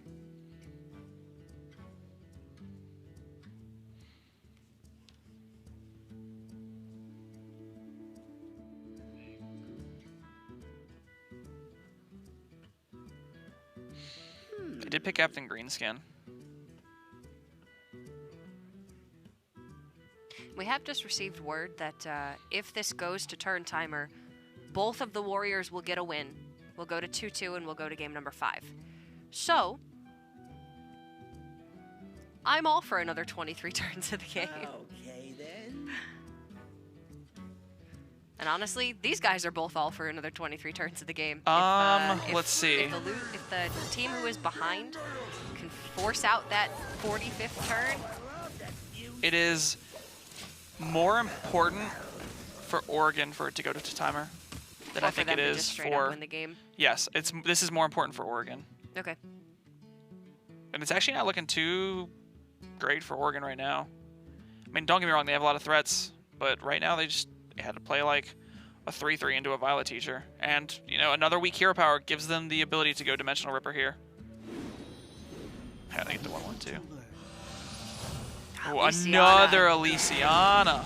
There's Electrolyte in the deck. There's Rotten Apple Bomb in the deck. Oregon picked Kaboombot. Okay, I see Oregon's strategy. They picked Kaboombot over Nomi? No, it wasn't. It was Kaboombot was one of the weaker ones, I think. I see their strategy here. Hecklebot for Oregon. Hecklebot, and they know there's only 4 cards left in deck. Apple Bomb, Electrolyte, Elysiana. And they know Elysiana's still in the deck. It was just pulled And they from can just River. go Hecklebot Brawl. Yeah. If they pull the Elysiana, this game's over. This would be a good time for a master. Oh, what are the last 4 cards I again? think it's 2 Apple Bombs, There's an an Electrolyte, and Elysiana. Yes, so it's got a 1 and 4. I think they're figuring it out right now. They're saying, all right, what are the odds? All right, we know that there's an Electro because they played that earlier. They probably haven't drawn that. Well, there's one drawn card. Yes. So it is the improved morale. in their head, they know it's either a 1 and 3 or a 1 and 4. What's it going to be? Oh, they didn't pull it. Very, very fortunate for Miami. Oh, the token lived. Oh, yeah, I'll just leave the token on the board. Strongest apprentice ever. Oh, there's a Gurabashi, too. Where did we miss the Apple Bomb, then? Did the Apple Bomb get pulled by Hecklebot earlier? I think the Apple Bomb was pulled by That's Hecklebot. right. I was thinking it was generated, but it was actually pulled. That's right. So there's only 1 Apple Bomb in the deck. All right, another improved morale. What's the lackey gonna be? They could also just discover Hecklebot next turn. Yeah. Ethereal. Oh, what spell could they get to There's give them more time? There's Could no they? more Dead Man's Hand. Heavy metal is a good spell. That's a great one to pull off of Elysiana. Just a free 10 drop. Might as well.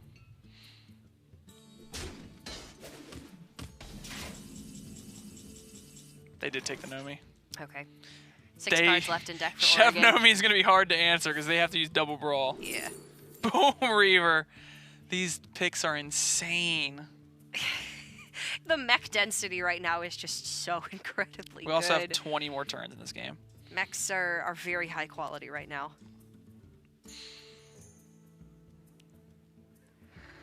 Okay, Cord, just so you know, the way it works in Fatigue, the player on the play will have the last turn. Okay. I don't think it's going to be as relevant in this series, but if this was Game 5, it would be insanely relevant. Yes. The reason I say that is because in Game 5, you can't both have the win with your warrior because, you know, that's not how Hearthstone works. You can't draw. One of these teams has to win. So whoever has the higher life total will. However, since it is 1-1 right now, if they go to turn timer, it will just be a win for both players. If they go to turn timer, it's a win for both players. And that's a relatively new inclusion in the rulebook. Yeah. Makes tournaments go faster, which is very important. Second Nomi.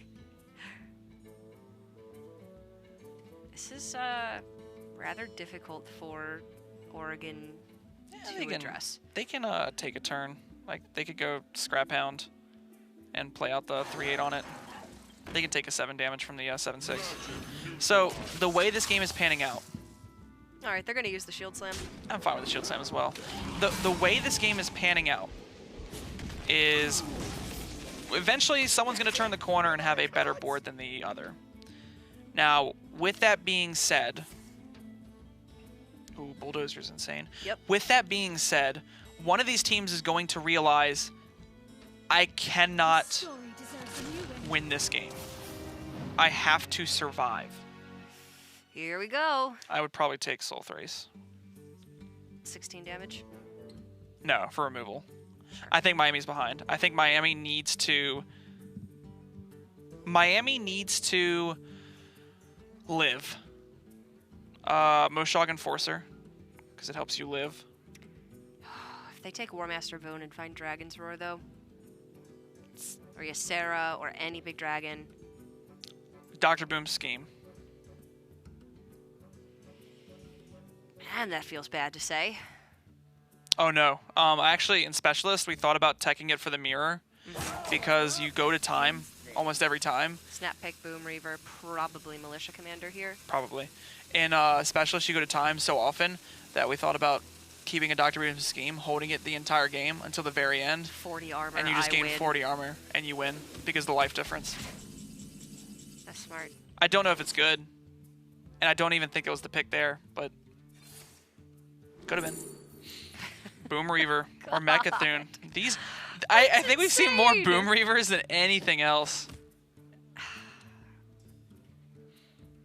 Dynamatic, Boom Reaver, Omega Devastator. Turnium Rover's fine. Beryllium Nullifier's good. Mechathune's fine. Bulldozer's fine. You're not gonna whiff when you have 3 Discover options.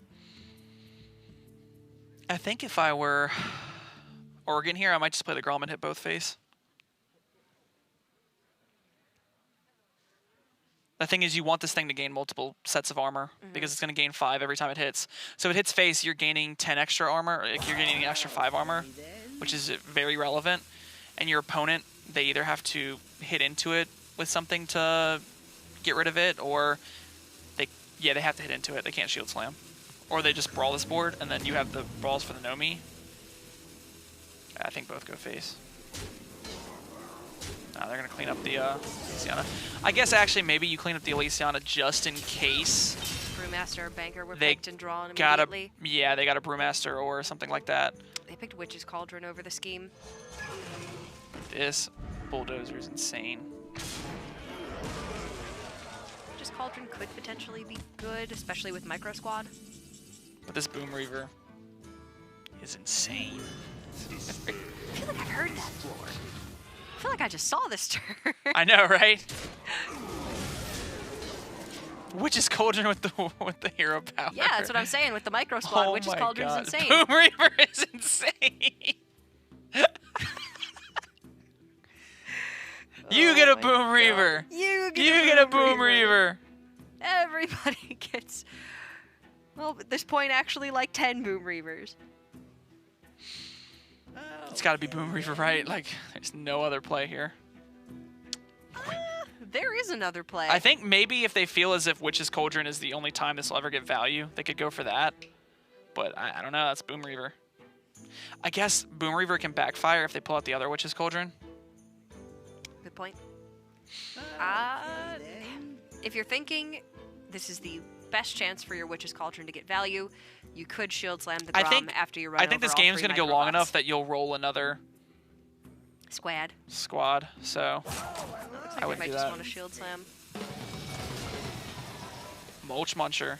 Okay, now you can just Hero Power. Yeah, they don't even need to use a Shield Slam.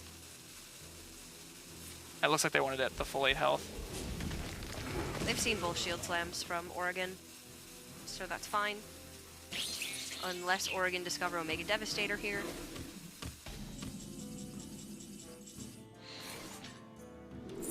Oh my god, a bad Discover. Yeah, that is the first and worst bad Discover we've seen. I guess you take Spark Engine because it helps you clear stuff, I guess.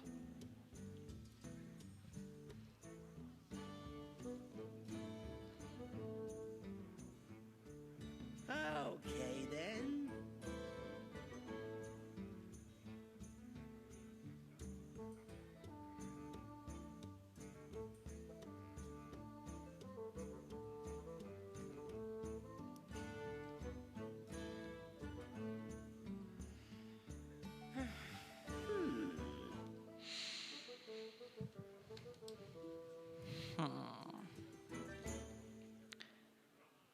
I think you'd have to take Spark Engine. Oh, I love that fuse thing. Bronze Gatekeeper could be okay. Give a lot of extra health to a mech that you discover the next time you roll Delivery Drone.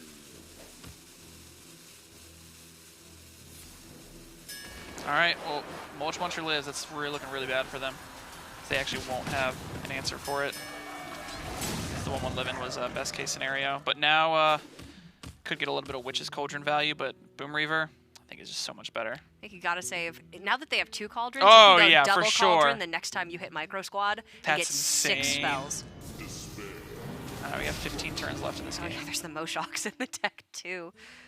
They could just put the 1-1 and the 2-14 in. Oh man. So what can Witch's Cauldron get you that's insane? You can get the Stormbringer, you can get Bloodlust, you can get Wind Fury, you can get Mutate, I'm almost out of cards. you get Hex, you get Lava Burst. I'm about to tell you what it can get. You're about to log into your client, look at all the shaman spells. Okay, next turn we get to see Chef Nomi. Which is actually insane because Oregon has so much life that they can afford to just take a hit and play the Nomi and not worry about it, and then force Miami to brawl. It's actually funny though, Miami has held the brawls like this entire time. Miami's had to use a lot less removal than Oregon has now. This would be a good time for a Miami's still got 2 brawls and a Shield Slam, plus the 2 Swolt Raises. Oregon's down to just their generated cards at this point.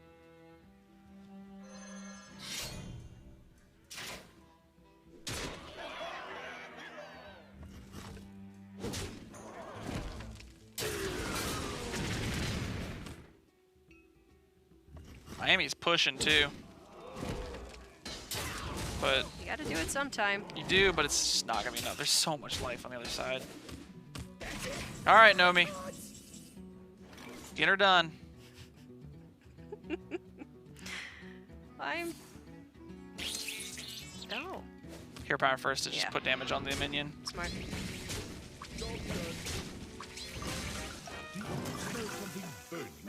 Do you smell something burning?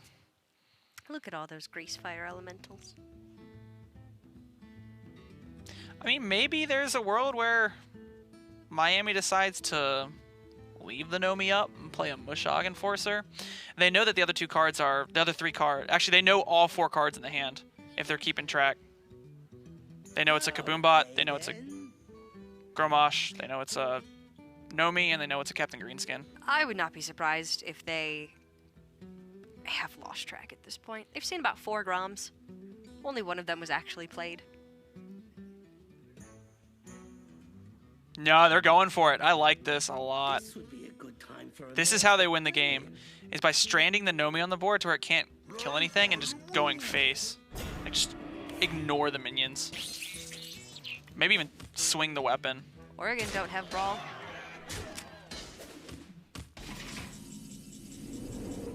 They can't kill off their minions either to play other things. They just have to keep jamming them into 2 14s. Which means they're and they can forced just to take brawl next fatigue. turn. And they have Witch's Cauldron next turn. That's gonna be something. Turn check? 31. Okay. 31. They'll probably put this into the 7/9 so they can play the Elysiana. Yeah. Or Avoid they'll put it taking into the 4 damage on 7/9 the and then draw. Gromosh into it. That's probably better. Yeah, because they still have the other Nomi. They want to play that first. This is going to demand a brawl.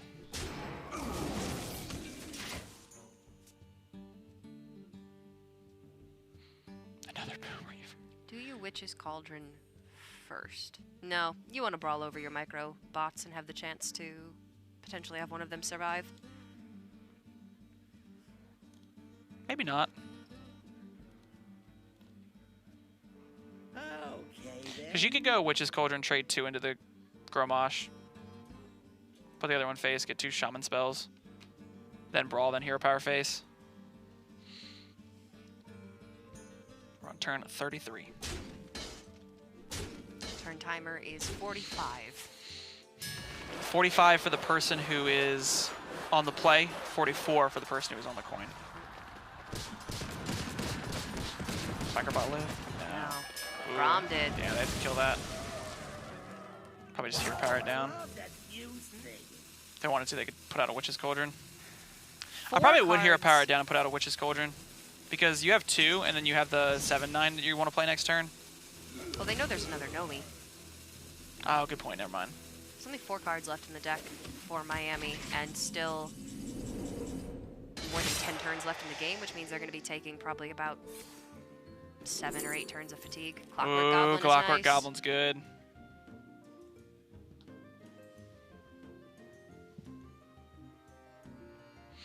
What does Miami have left in the deck?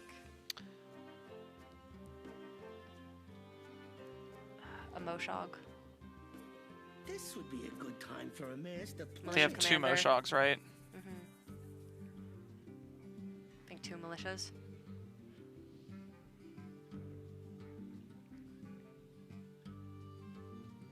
No, they drew one of the Moshogs for turn, so it's something else. I'm not remembering. This would be a good time for a master plan. Yeah, I would not be surprised if this game comes to turn timer. We will see. Love that fuse thing. If it does, both warriors get wins. And then Straight you don't to have game to see 5. warrior again. Oh, Assault Assault Race, Race. that's right. Alright, Brawl. Go get him.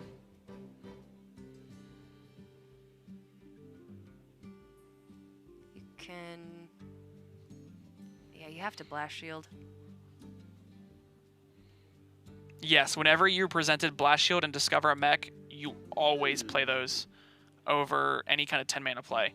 The minute you get Microbots or you get Kaboom. Kaboom, that's when you play Boom Reaver. Actually, we haven't seen a Kaboom in a while. When is the last time we've seen a Kaboom? It's been several turns. Which, I mean, they're happy about. Kaboom's terrible. Okay, then. Now they probably like Hero Power and just play out a Witch's Cauldron.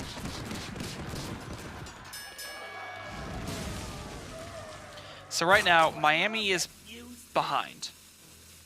The reason I say that is although they have a higher life total, Oregon is going to have 10 extra cards go into their deck. Aside from them being 10 very, very bad cards. So, what's going to happen here is Miami's goal is to live. And that's why I don't like the way they're playing it right now. Their goal is to live now, because they need this to go to fatigue timer. Dimensional Ripper. Dimensional Ripper.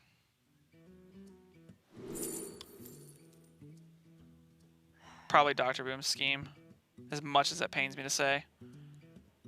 I don't think you can afford to pull a 2/6 rush out with the scheme, but maybe you can. With the Ripper, I don't know. Barista Lynchin can knock back your Clockwork Goblin. You could also Barista Lynchin. You could go Dimensional Ripper with Barista Lynchin, and then draw the Barista Lynchin and get 2 copies of Barista Lynchin. Right. Oh lord. And probably Tiger. Stranglethorn Tiger, just because it's bigger. I would say maybe Earthring Farseer, but I think Tiger is the biggest. So These were not great pulls. but they were good enough. Because right now Miami is out of cards.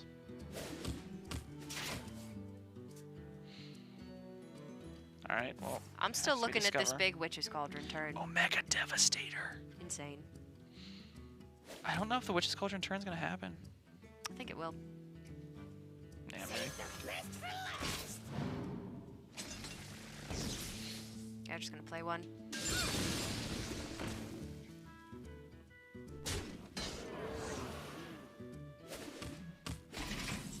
The first of 10 fresh cards, Oregon did take Ember Scale Drake. Let me look What at did they their, take look that at over? their hand, though. It might have been Barista Lynchin. Look at their hand, though. If Miami just keep applying pressure, right now Oregon can't do much about it. That is true. The issue is Miami's pressure remaining is a 7/9. And the Stormbringer. Well, they just got the Stormbringer. The Stormbringer wasn't there before. Stormbringer wasn't there. I did say, Witch's Cauldron can give you the Stormbringer. Stormbringer is actually insane. Okay, so Oregon's goal is now to live. Oregon's goal is now to live. Miami can Soul Thraze and just keep pushing. I'm almost out of cards. Well, they're So- going to want a Boom Reaver this turn Yeah, so they they need a can Boom get their Reaver. final Pulls out value the from it. 2/5, which isn't the greatest. Yeah, it's unfortunate to draw the Moshog there. But Soul Thraze over. Yep. Push face for 4. They hit Micro Squad. They have the Stormbringer. Oregon's out of removal.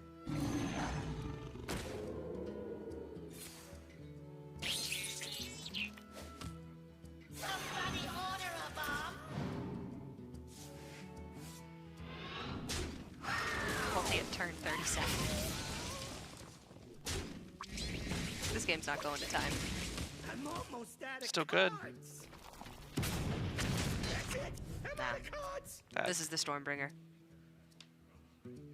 I mean, yeah, but Stormbringer could be really bad here. Or it could be really good. Or it could be average.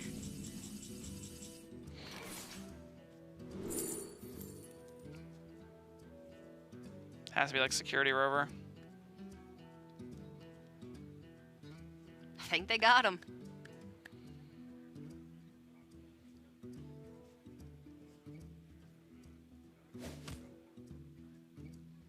Say the magic word. Although that's 10 health of taunt. Yeah, I don't know. I don't know if they got him just yet. There's a Soul Thraze in hand still. There's a Militia Commander which can get through the vault safe. Miami can then push 15 damage. Actually, 18? If they Soul Thraze, kill the Safeguard, Militia Commander into the vault safe, push it all face with another swing of Soul Thraze and the hero power. Okay then. Well, they can't play Soul Thrace, Hero Power, and Militia Commander. Right, okay, 12 so mana. 15. They could just go like How dare they not have 12 mana by turn 37? Double Militia Commander. Take Yeah. 2 value trade. Take like a value trade. The Soul Thrace play is probably the best. Just push 15. End the game next turn. Maybe.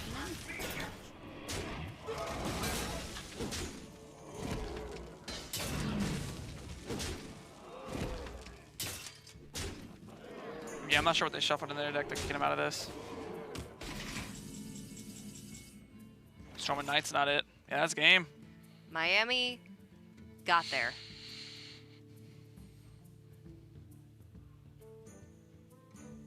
Oh man, look at Oregon. This game was... An hour long, says Tommy.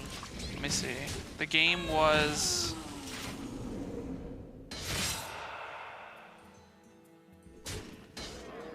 I think it was at 38. 38. 38, 39. So there was about 5 or 6 more turns that game before fatigue timer. So you can see how long it takes to get to fatigue timer. It takes quite a while. Over an hour, easily. That depends on how you play out each turn too. Because, you know, some players obviously play faster, some players play slower. I don't There's some think they were turns that are hard. playing No, I don't think they were playing overly slow. I don't think they were playing of either. I don't think they were playing It's overly just about fast or overly average. slow. I just think it's just how the game goes sometimes.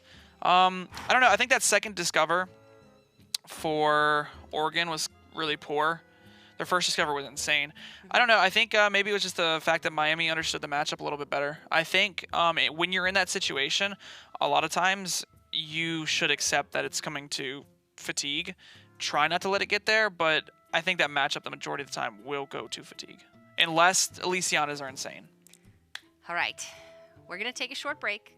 When we come back, we're going to get into game number 4, and it is going to be the final deck remaining for Miami, which I believe is their Mage deck, and it's going to be, or no, it's their Hunter deck. Hunter deck. It's their Hunter deck, and it's going to be going up against either the Warrior or the, wow, it's been a long series, Warlock Yes, Zoo. from University of Oregon. All right, we're going to see if Miami can close this one out in 4 games, or if Oregon are going to be able to bounce back from that hour-long defeat and maybe take it to game number 5.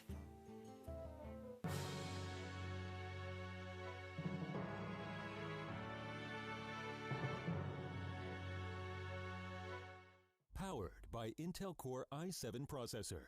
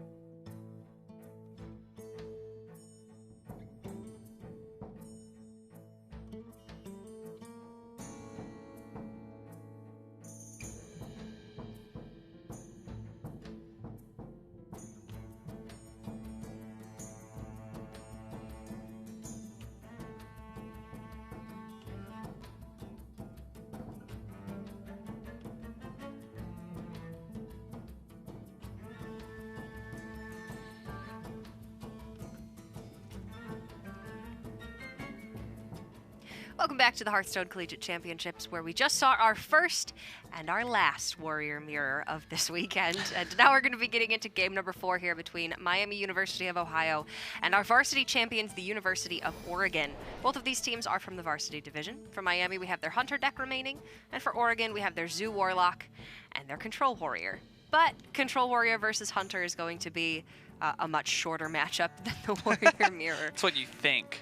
It's what I'm And then crossing my Zul'jin Dire fingers and Frenzy hoping. happens, and you're like, never mind. I'm going to be here for another 40 minutes. Well, we'll see what Oregon chooses At to least do Zoo up will be first. quick. Yeah, maybe Oregon are looking for a bit of a break from the Warrior. They want to go with the Zoo first and see what happens. How do you feel about the Warrior versus Hunter matchup, though? Obviously, it used to be incredibly Hunter favored. Now, without Deathstalker Rexar, what's it look like?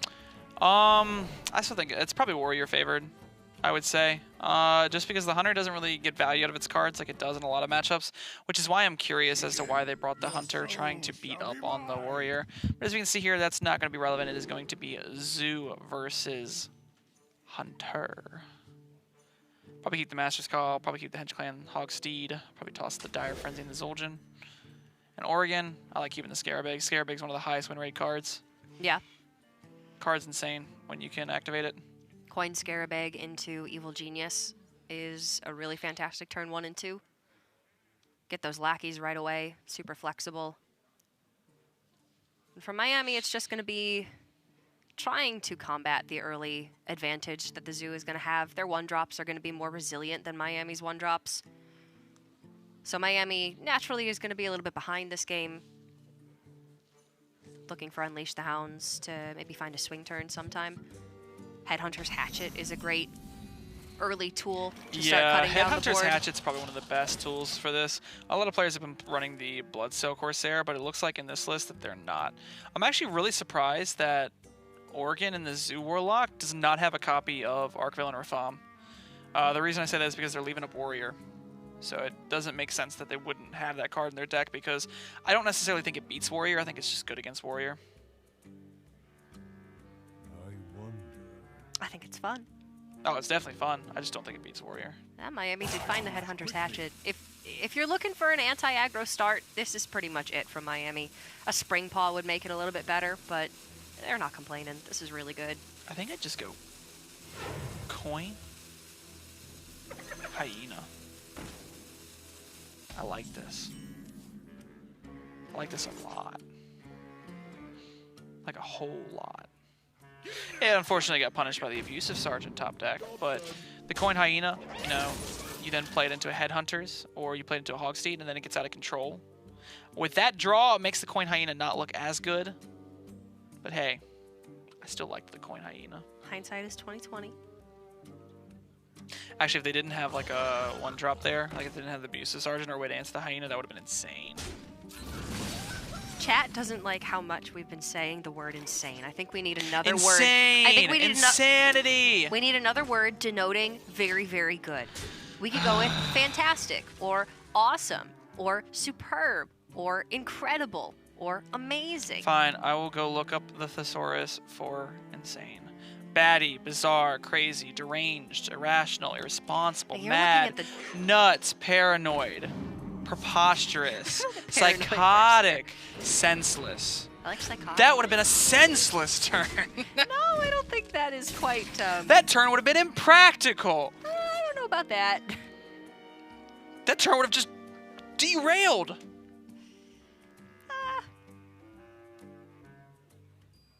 That would have been off one's rocker.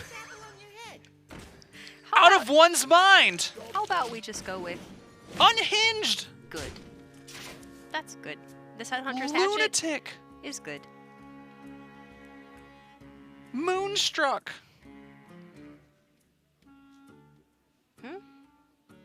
Maniacal.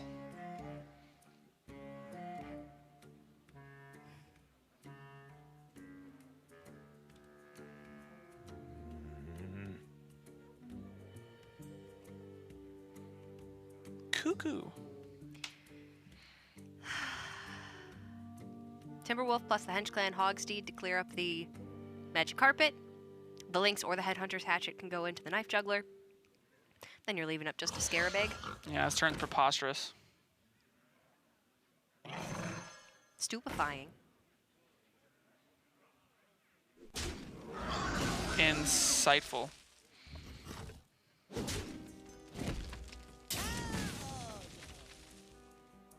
Stupendous. Glorious.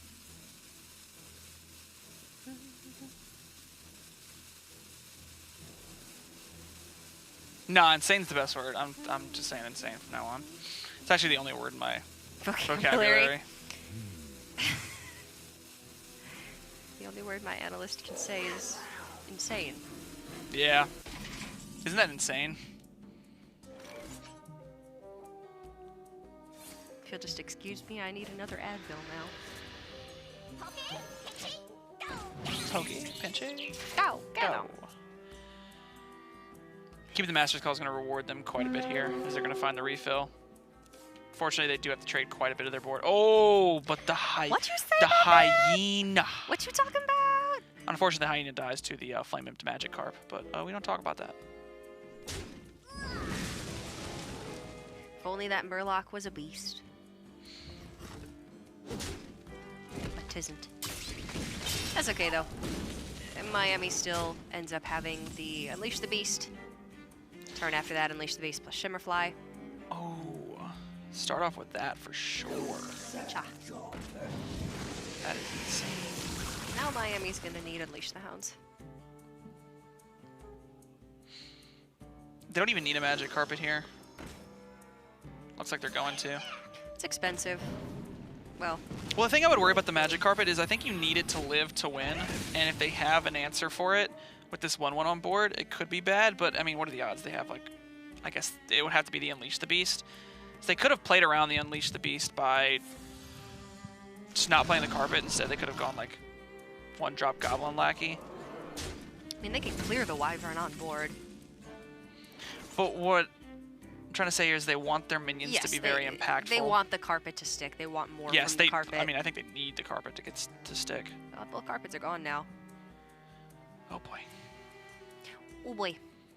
I mean, Oregon, if they don't leverage this board into a win, are going to get to a point where they're drawing 2 cards per turn, and their cards are going to be of lower quality than Miami's cards.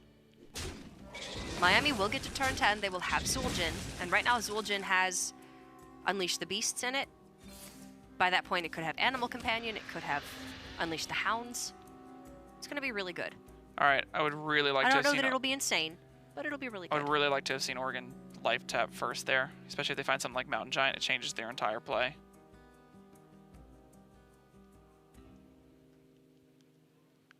What are you talking about, Chase? If they had Mountain Giant, they couldn't even play it. Molten Giant. My bad. Clockwork Giant. My bad. Arcane Giant. Oh, Frost Giant. Snow Fury Giant. Yeah, there isn't even a Frost Giant. Gotcha. What do you mean? There is. What a debate. No, I'm kidding. Sorry, what? It was the double debate. Never mind. You can't just say, oh, there's not one of those, and I'm like, but there is, and you're like, but I got you again, because I know there's one of those. You can't do that. You did not know there was a Frost Giant until you Why would I have realized. said Frost Giant if I didn't know there was a Frost Giant? I could have seen that, yeah. But why would you? Man, I would have to commit if that was the case. Good job, me. I don't get what's going on here. I don't get it. Good. Okay. Go, Shimmerfly, go. Get him. 9 lives is, It only discovers it's Shimmerfly. That's actually not the worst. Gives you another spell It's actually as like well. 3 mana, draw a spell, and a 1-drop. That's not bad. It's not great. It's not bad. It's not Solarium, mechanical well. go. That is great. Oh, Find they those sea need to giants. find Sea Giant now. Because they are not taking this game the long haul. No. Like I said, they need this Solarium. board to win them the game. You can play all of those 1-drops if you Solarium. Oh, more. The light protects me. This tells me they're not going for Solarium just yet. Maybe they think this board's going to survive for another turn. Miami hasn't had Unleash the Hounds yet. That's fair. I don't know. I think that if I can Solarium to get a Sea Giant, I'm going to. Especially because they only have 16 cards left. And they've seen a lot of their lower cost cards. There's still 2 Sea Giants. They draw 3 cards. 2 and 16 into 2 and 15 into 2 and 14. Add them all up together, it's like, what, like a 1 and 7? Something like that. It's a decent Probably shot. better odds than that. You can tap in the same turn, too. Master's Call picked up. Miami can thin their deck out, get closer and closer to the Unleash the Hounds. I think the play is here to 9 lives for the Shimmerfly, and hope the spell you get Is Explosive Trap. is Explosive or Unleash. I do not think they are winning this game by playing Master's Call. I guess they can still play Master's Call afterwards and find the Spring Paw? Spring Paw. Or Unleash the Beast. Yeah, I don't know about this one. It kills like a 3/2, but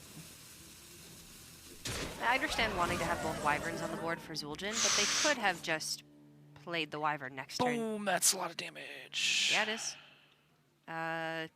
Solarium first. If you find Leroy, Yeah, it's just lethal. game's just over. Nope. Nope. Is that lethal damage? They've got 7 on board, plus another 6 plus another 2. 5, plus another 2. Oh, no, plus 5 plus 2, yeah. Because you lose the 1. It's not quite lethal just yet. I'll fit in a life tap too. It's close. So they're just going to trade. Flesh fails. Try crystal.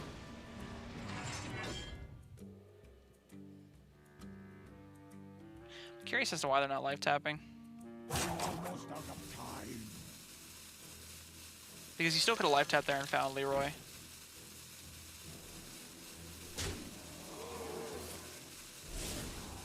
It looks to me like they're trying to make their board as sticky as possible. Which I like fine, but still, there's no reason to tap last here. Is there any way Miami gets out of this? 9 lives, discover the Shimmerfly, find a good spell. Master's Call was already in their hand. It's a good spell. We are going to game 5. Yes, we are. It's going to be Hunter versus Warrior. Age-old battle.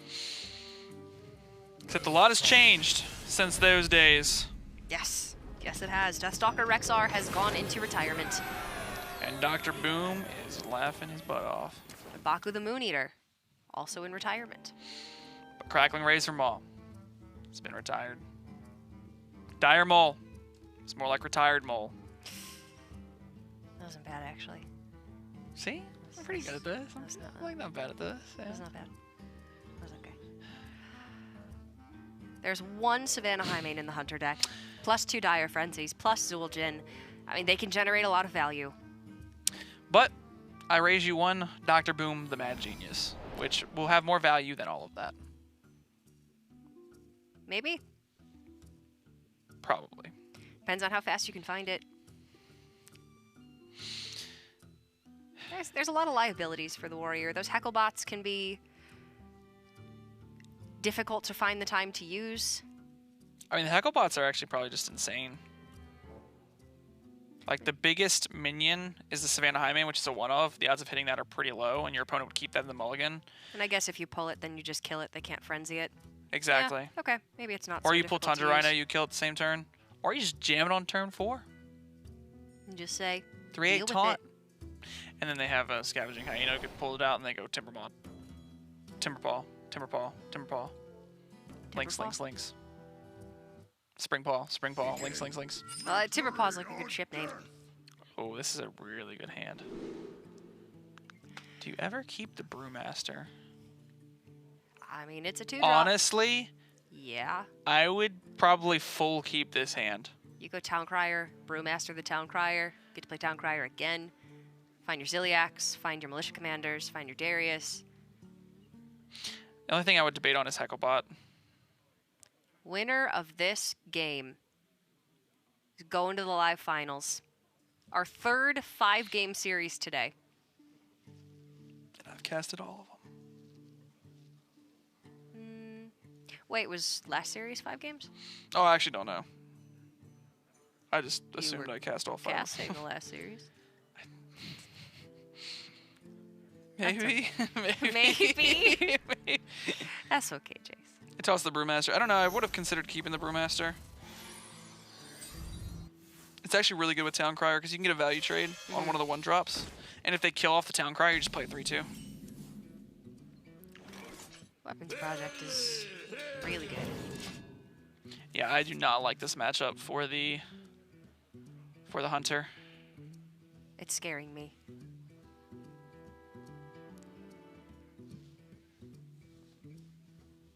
Well, you get scared easy, so. I'm not that easily.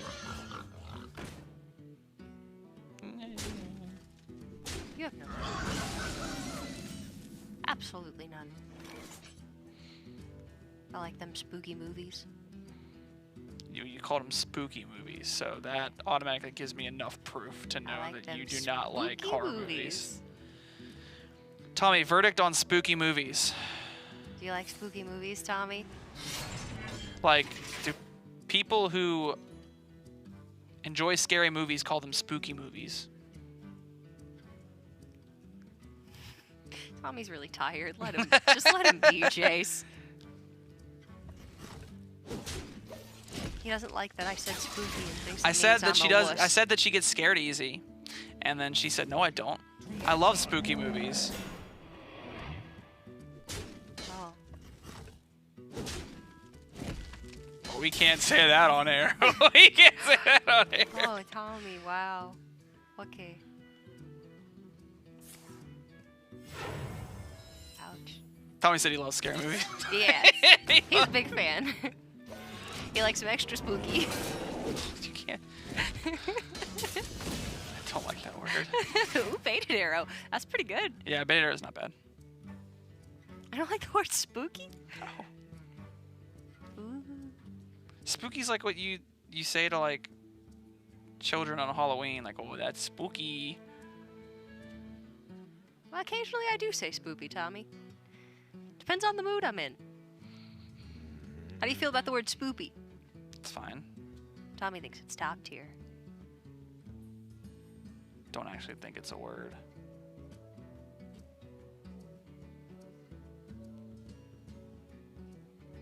Hate to burst your bubble, but don't think that's a word. You're being pretty...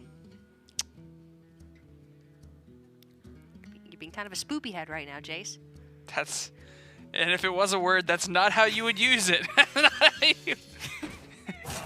Quickly. Tommy says spoopy head confirmed. That's not how you would use that word. Oh, God. Oh. Crap. I deleted all the notes. Good job, Cora. Wait, no, it wasn't me. It was definitely you. You It leaned on wasn't your me. computer, and now they're gone. No. Okay, they're back. It was me. Sorry. Now that's spoopy. Hecklebot pulled out the Timberwolf. Get rid of it right away. This is looking some kind of awful for Miami. Yeah. I mean, you got to see how strong Hecklebot is in this matchup. They just played a 4-mana 3/8 with Taunt. If the Hunter's playing 2 Savannah High mains, maybe it's a little riskier, but yeah, the minion density in this deck now is just really... The power level is lower. And this isn't a mech hunter. If this was a mech hunter, then you're not going to be able to get away with playing Hecklebot. You're going to pull the Mechanical Whelp. You're going to pull a Bliviton. Yeah. You can also just put a Zilliax on this, which is insane. Just swing for 6. Swing for 6, heal for 6. Deadly shot in this? No, no deadly shot for Miami. Yeah, they're going to have a hard time dealing with this minion. I just have to put a Hench Clan Hogsteed in. Or just let it sit there. That works too.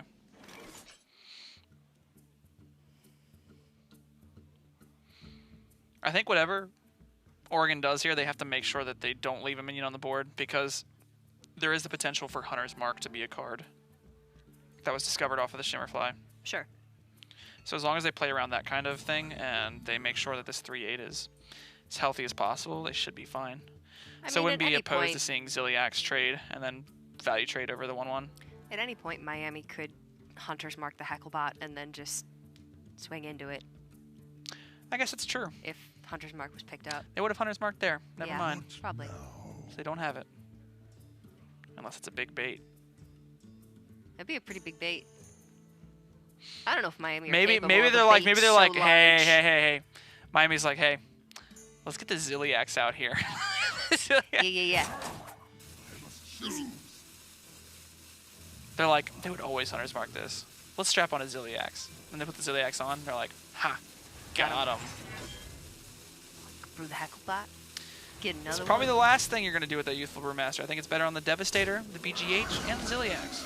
Wow, you're just. I'd probably save it for the Elysiana too. Debbie Downer, aren't you? No, I'm just spitting out facts, laying down knowledge.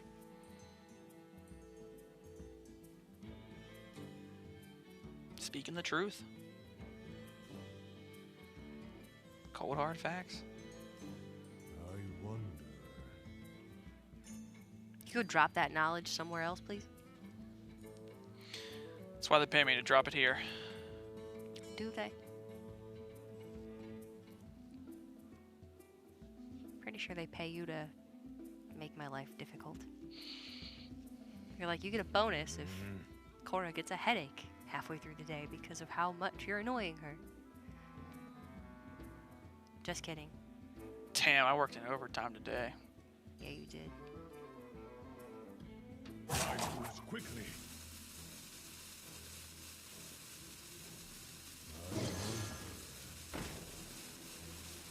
Yeah, they equip the Hecklebot. At least they have some kind of refill in their hand. And typically the Warrior's not going to present too much pressure outside of a Darius Crowley that's going to value trade into a Direwolf Alpha. That situation rarely happens. That was pretty good. Miami can trade over the weapon and baited arrow. It's probably what they'll end up doing this turn. The baited arrow is too good. They need to put something on the board. They'll take 6, but they gain 6 armor from the weapons, so it's like they didn't even do anything. Yeah. Oregon before turn 10 are going to have a little bit of a tough time dealing with a 5/5 if they don't have Shield Slam.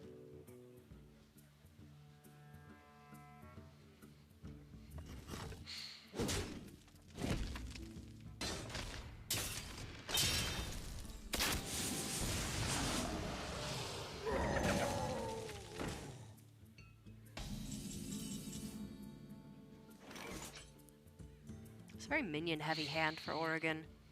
Yeah, I'm not opposed to going Ziliax, kill off the Scavenging Hyena, and then just bouncing the Ziliax back. Sure. I think that plays pretty good. The fresh Ziliax plus the Brewmaster check the Devil Sore. I wonder. Plus, it's probably the best value this Brewmaster will ever get besides living to turn 10 for an Omega Devastator. And you need to gain life and answer this board somehow. You could also go Ziliax into the 5/5 Brewmaster, or Ziliax into the 5/5 Hero Power, and then set up for a Warpath next turn, but I don't know if I like that as much. Like, you want the Hyena to die just in case there's some kind of Timberwolf. If you go Ziliax into the 5/5 plus Brewmaster, you get pretty punished by Spring Paw. Maybe. Yeah, exactly. You could still Warpath everything away on 8, so it's not really that big of a deal. Headhunter's Hatch is a pretty good draw. Start off with Master's Call.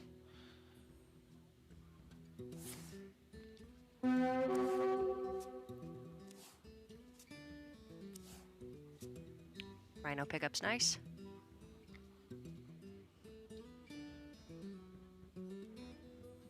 Miami are going to get to push 5 here with the Devil Sore. I wonder. But once it's turn 10, Oregon, their Omega Devastator is active, their Omega Assembly is active. Once they find Dr. Boom, their hero power gets so much better. It's only a matter of time.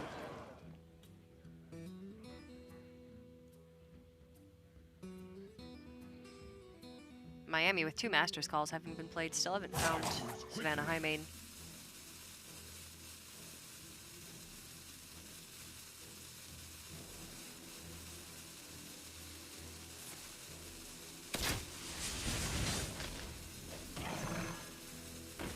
Missed 1 damage there. It's a little unfortunate. I'm not sure. I guess they wanted it on the board just to try and set up next turn. That way they can go Tundra Rhino, Direwolf, Scavenging Hyena. That's their goal next turn. They still know there's a Ziliax in the way. I wonder.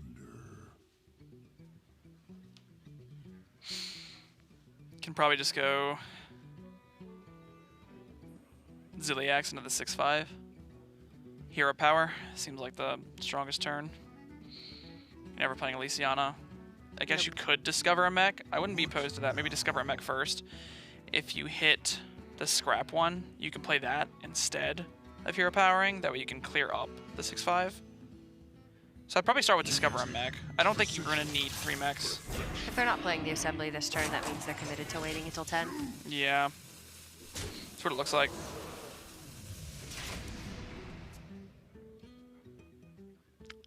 Tracking is found for Miami.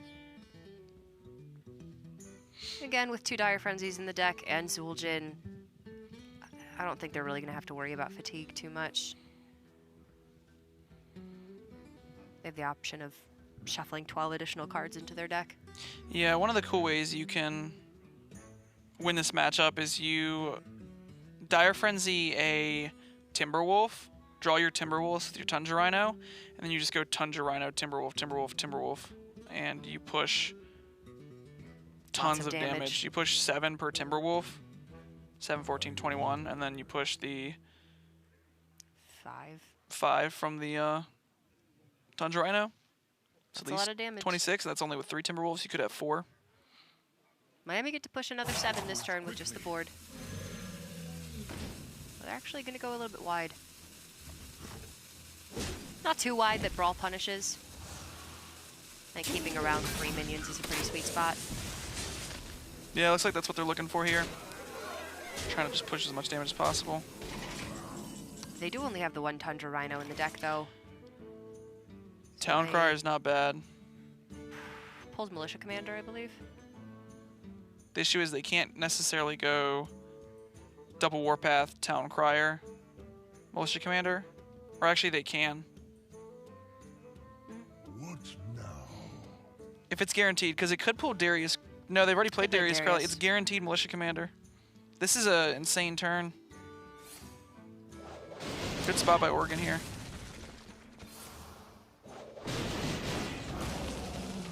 I don't think there's another Rush minion because they already played the Ziliax as well, so it's guaranteed this card. No, they just run the 4. 2 Militia, Ziliax, and Darius. And now holding on to the Omega Assembly is going to reward them here because they're going to get 3 extra mechs that they might actually need based off the way this game has been going.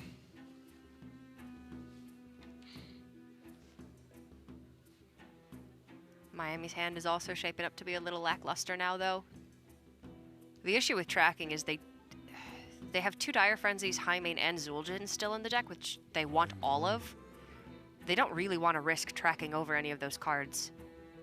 I think at this point, Zul'jin is the most important card, but if it's between Zul'jin and Highmane, you're going to feel really bad giving up that Highmane. That's an easy Highmane pick, though. Yeah, I kind of have to take the Highmane there.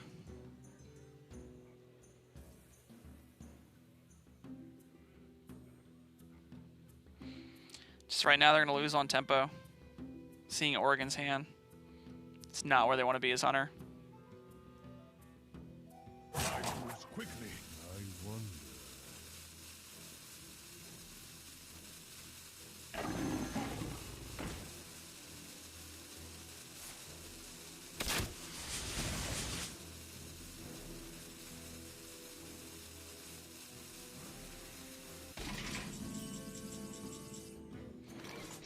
Super Collider is a decent draw. Oh, Mega Devastator's insane. Super Collider can clear the hyenas. Those mechs aren't the greatest, though. And they don't have Rush.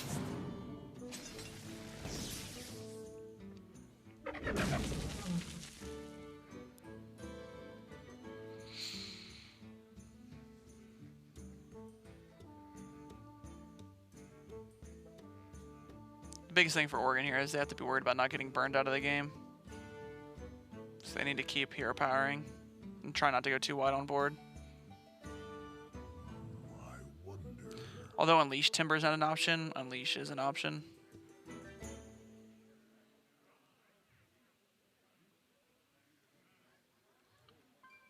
But again, Tundra Rhino's gone, so there isn't a risk of Tundra Rhino Unleash Hyena. That is true. They only play one Tundra Rhino as well. Yeah, so a lot of the burst is removed from the equation. Okay, they're not actually going to Super Collider. Favoring... just going a little wider on board. Yeah, I like it. Try and find the balance. Dire Frenzy picked up. Miami can Hounds and Dire Frenzy a Hound? So they've got 3 from the they've got 3 from the Unleash the Hounds. They got 4 on board. That's 7. They go Dire Frenzy. That's 10. They've got 15 damage.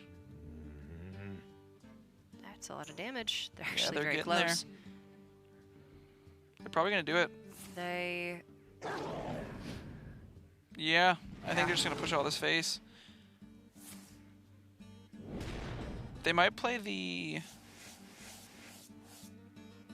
Direwolf in order to help them clean up the 1-3 better, but I don't think so.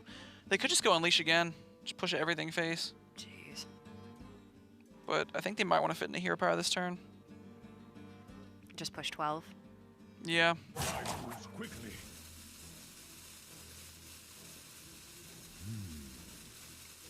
This tells me that they want to clean up the 1-3.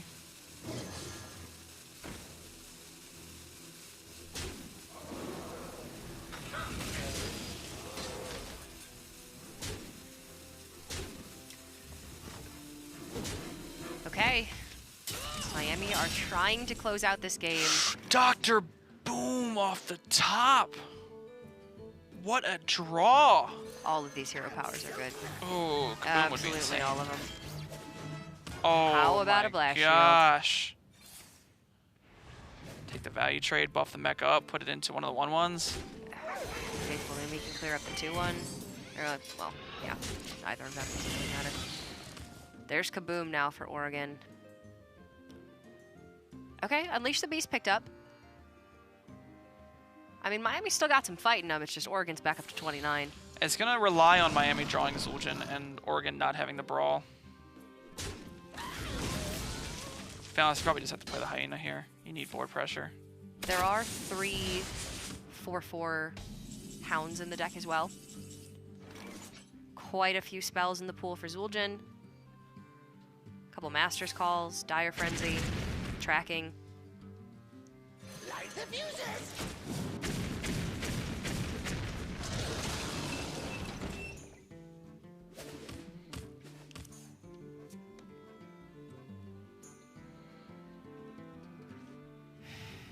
All right, Unleash the Beast.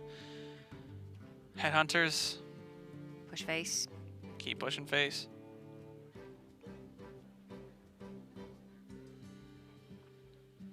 You get to dodge a couple gain 7s.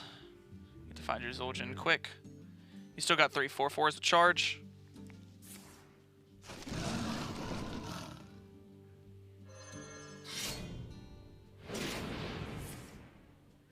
I like the value trade on the 1/4. Yeah. Maximize the chances of it living. Maybe force over the Demolisher anyway.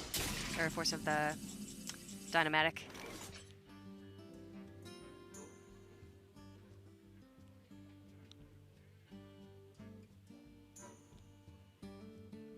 All right, well, I think if you're Oregon here, you need to start trying to kill them. So maybe it's correct to just go a Mega Devastator.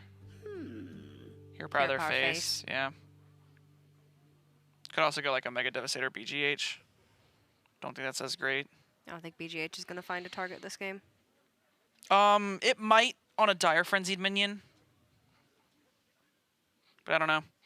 I think they really need to start killing their opponent. That is for sure. This would be a good time for a master plan. Cannot let them draw Zul'jin. Because once they draw Zul'jin, they're going to get 5/5s that you cannot answer outside of Super Collider, and you're taking way too much damage at that point. Only 7 cards left in the deck for Miami. Weapons Project, sure. Just him in the face. They've already got a weapon up. Makes sense. It does give him 6 armor, but over your gonna 3 chip away turns, with you'll be it. able to get rid of the 6 armor. Miami do have that explosive shot that they've been holding on to for a while now. It's a 4/4 Dougie. Yeah, his explosive shot's pretty good here too. Osmond kill up the 4/5. They'll probably end up playing the 4/4 just hit him in the face, hero power. Yeah. Well, this game's close. No reason to play the hyena, but just get killed. I mean, it really is riding on Zul'jin at this point. There's another Unleash the Beast. There's Zul'jin. There's 2 more. What a draw for Oregon. Oh, wow. There's 2 more buffed dogs. There's another Dire Frenzy. Oh my gosh. And the Omega Assembly. Yeah, that's insane. Oh, there's about to be a bomb too. Those are good enough. I mean, kills off the 4/4. That's all I needed to do. Gain 2 armor in the process? Sure. Call Push that a 5 win. damage? Sure.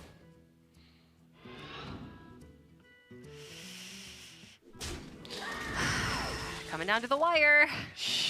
Yes, it is. Oregon don't really want to play the Hecklebot because it just gets Miami closer to Zul'jin. They opt not to swing there. That's another dog. How close are they getting? That's 9, 11 damage. It's 11 damage right now. They're still pretty far off. This is relying on Zul'jin. Yes, pretty much entirely. There are still 2 brawls in the deck for Oregon, so it's relying on Zul'jin and relying on Oregon not having had a brawl this entire game.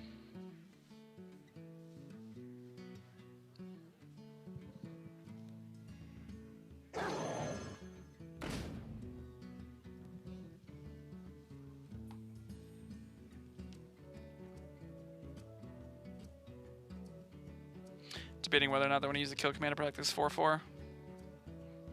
They know there's 2 mechs in the hand. I'm sorry, 1 mech in the hand. They gotta do it. If there's even a small chance that the mechs can't kill the Hound, it's worth keeping it on the board. But that's never really going to happen. Another Echobot. I would probably take the... Yeah, there are very few minions left in the deck. Oh gosh. There's 1 more buffed Hound. Spring Paw.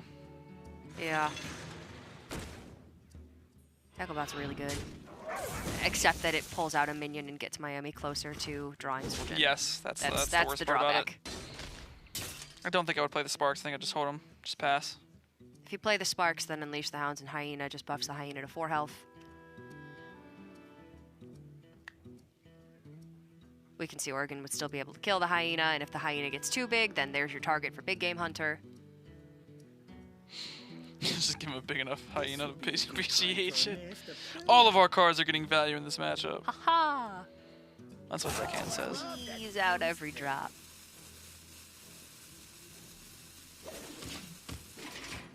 That's a bomb. That's a bomb. Who ordered it? That's a That's a Zul'jin. Zul'jin! And Oregon still don't have a brawl.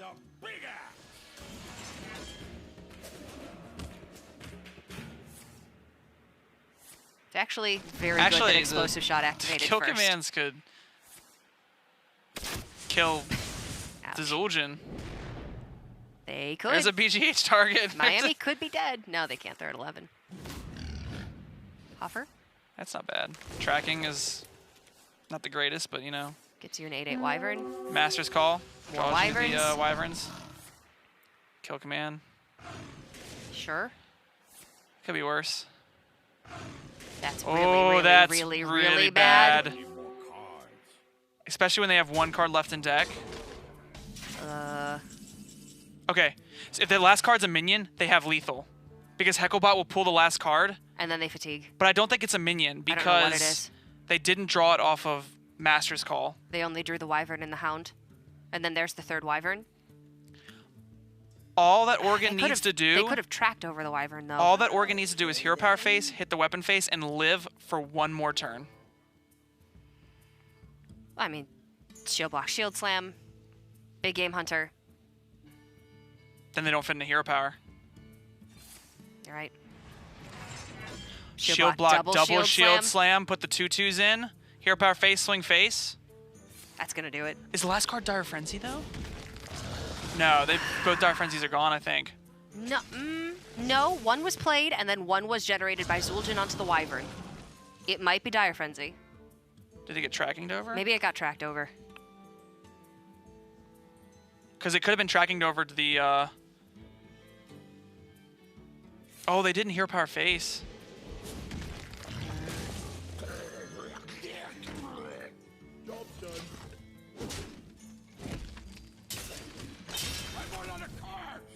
It's the last Unleash the Beast. It's the last Unleash the Beast. So now they just play 2 8/8 Wyverns.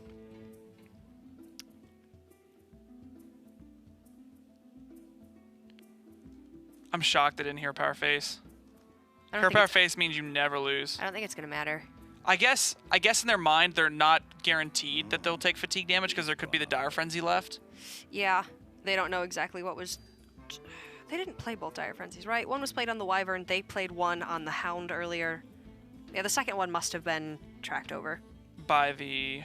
Zul'jin. So I'm just confused because on our deck tracker we see that there's 2 Dire Frenzies that's been seen. And I'm assuming it's because the Zul'jin tracking it recognized it, but I don't actually know.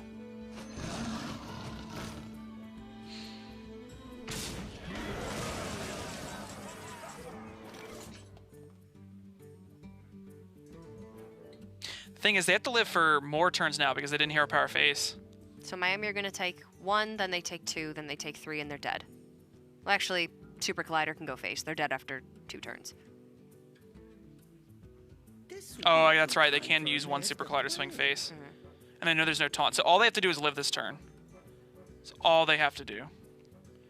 What is the best way to live? If you know your opponent's hand is... Oh, gosh. I mean, They do you don't put know your what their opponent's opponent's on? hand Yeah. is. I mean, Big Game Hunter Okay, plus Hecklebot is nice. Big Game Hunter... No, Super Collider Hecklebot is okay. You take 8, but you clear the board. Put a 3/8, but if they have another Wyvern, they just kill the Hecklebot. Oh, I love that fuse thing. This would be a good time for a mask. I think you BGH no matter what. I've got the beast in my I like the Hecklebot. Okay. Just pass. Do they have lethal with Unleash? 8/8, 1 drop. They can't fit into Hero Power.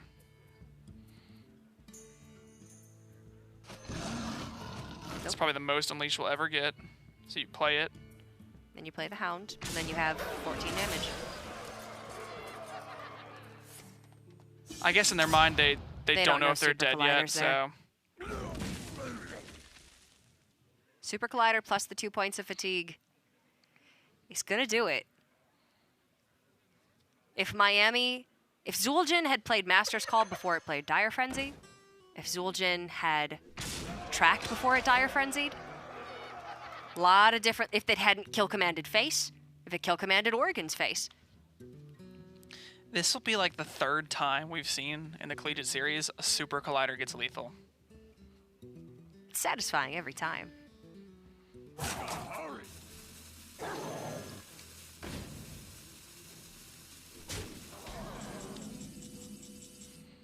This is gonna do it. And they see it. Miami are rightfully disappointed.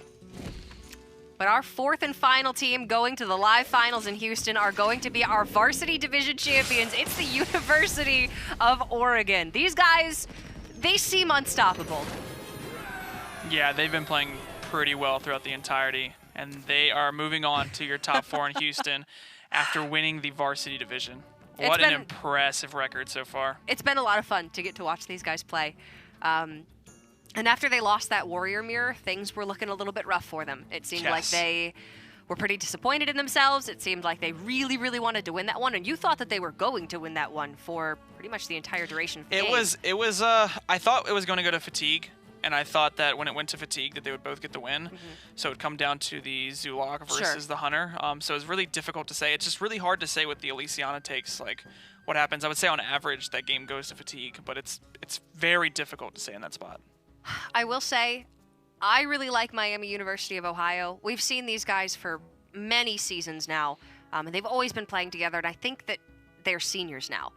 or even one of them's a grad student. So I think this was going to be the last time that they were going to get to play together. So for them to just be one step shy of the grand finals is, I'm sure, very disappointing for them. But they did better this season than they've ever done before, and they should be very proud of that. They put up a great fight, and it's been a real pleasure to get to follow their team over the last several TESPA seasons. But I mean, University of Oregon just cannot be stopped here. They're the varsity division champions. They've earned invitations to the Masters Tour stop in Las Vegas in June, and now we're going to be seeing them in Houston as well. Maybe we'll get a chance to talk to them a little bit before we go to that Masters event. Yeah, that would be nice. I mean, just seeing just how good their play has been, on top of just the consistency they brought. I mean, it's one thing to make it to top 4, which is obviously impressive in and of itself, but then to get there by winning the varsity program itself just goes to show you that this is the team to watch inside of the top 4. Now, don't get me wrong, the other 3 teams we saw were great, Absolutely but great. Oregon is going to be your team to watch. Well, we can talk to the team to watch. Our 4th and final team moving on to the grand finals at Houston. It is going to be the University of Oregon. Broadcasted live on ESPN. Our varsity division champions are making a run for the title. Congratulations, guys. You're moving on to the live finals in Houston, Texas. After that Warrior Mirror, it seemed like things were looking a little bit rough for you guys. You looked tired. Talk to me about what was going through your mind after that matchup.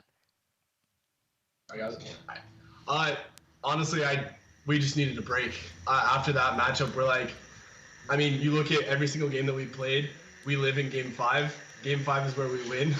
And so it was one of those things where we kept that mentality up high, because we're like, all right, we've done this 5 times now, and so it's great. Like, we got to reset. It sucks that was such a long game and we lost, but like, reset, mentality, reset. That was our biggest thing. Talk to me about this new meta. Obviously, we've seen you guys play quite a bit on the old patch, and we saw you win the varsity division with the old classes and old decks, but now you're playing a completely new meta. How does it feel for you guys? Are you enjoying playing the new decks, and do you feel like you have a good handle on them now? Yeah, it's really fun playing the new stuff. We've been grinding probably harder than we ever have before, especially for this tournament. We wanted to come in as prepared as possible. We probably, we got really frustrated at one point because we just had no idea what to bring. Because we were trying to make 4 decks work together, and that's a lot harder than it seems. But we're really enjoying it. We're glad that we don't have to make our lineup around Clone Priest anymore. And so, yeah. I'm sure a lot of people at home are very glad they don't have to watch Clone Priest anymore, especially Vargoth Clone Priest for 1 week. That was really, really scary. Talk to me about this last couple of weeks for you guys. Obviously, you got the automatic buy into the championship bracket because you were top 4 in varsity division, but we didn't get to see you much yesterday. So how was yesterday for you, and how are you feeling coming into today, knowing you just had to win one more series? Yeah, so yesterday we were unfortunately unable to win our first game, and we got knocked down to the losers bracket. And then we had to win 2 in a row off stream. On stream, we felt like we played pretty well, but we just didn't draw our power cards with our hunter, which really sucked. And then today, we've been just relaxing. Yeah, we've just been relaxing, watching the stream, and then we came together after practicing a little bit for the mirror matchup with the Warrior. We actually practiced that, which it took forever to practice, but we got through a couple games of it, and then we just came in. We got a little lucky. Yeah. Well, I mean, you guys put in the work, and honestly, after seeing you drop your first set yesterday, looking back at the bracket later on and seeing that you had won both of your lower bracket matches, we were really happy and we were really excited for your series against Miami. So congratulations. It was a hard-fought victory, but you guys are moving on to the finals in Houston, Texas. Is there anybody that you want to give shout-outs to? Maybe anybody that you want to thank? You go first. Actually, before the match, I was with my girlfriend because it's her 21st birthday. So shout out to Bethany. And so, yeah. Again, just all my family and friends that have been there supporting me, especially those that have no idea what's going on in these games. But I know my mom's sitting there rooting me on in that hour-long Warrior match. Just like, I have no clue. And I just love that she's there doing that for me. Yeah, I'd like to thank the people that we were able to practice against. Texas Tech and Northeastern, we were able to practice against both those guys. Unfortunately, we aren't going to be able to see them in Texas, but it was good practicing against them. My friend Seth Pinckney also helped me practice, and then my parents and my friends watching. Awesome. Well, congratulations, guys. Can't wait to see what you're going to brew up for the live finals in Texas. Really, really nice job. Go celebrate. You guys have earned it. And happy birthday, Bethany. Thank you. Yes.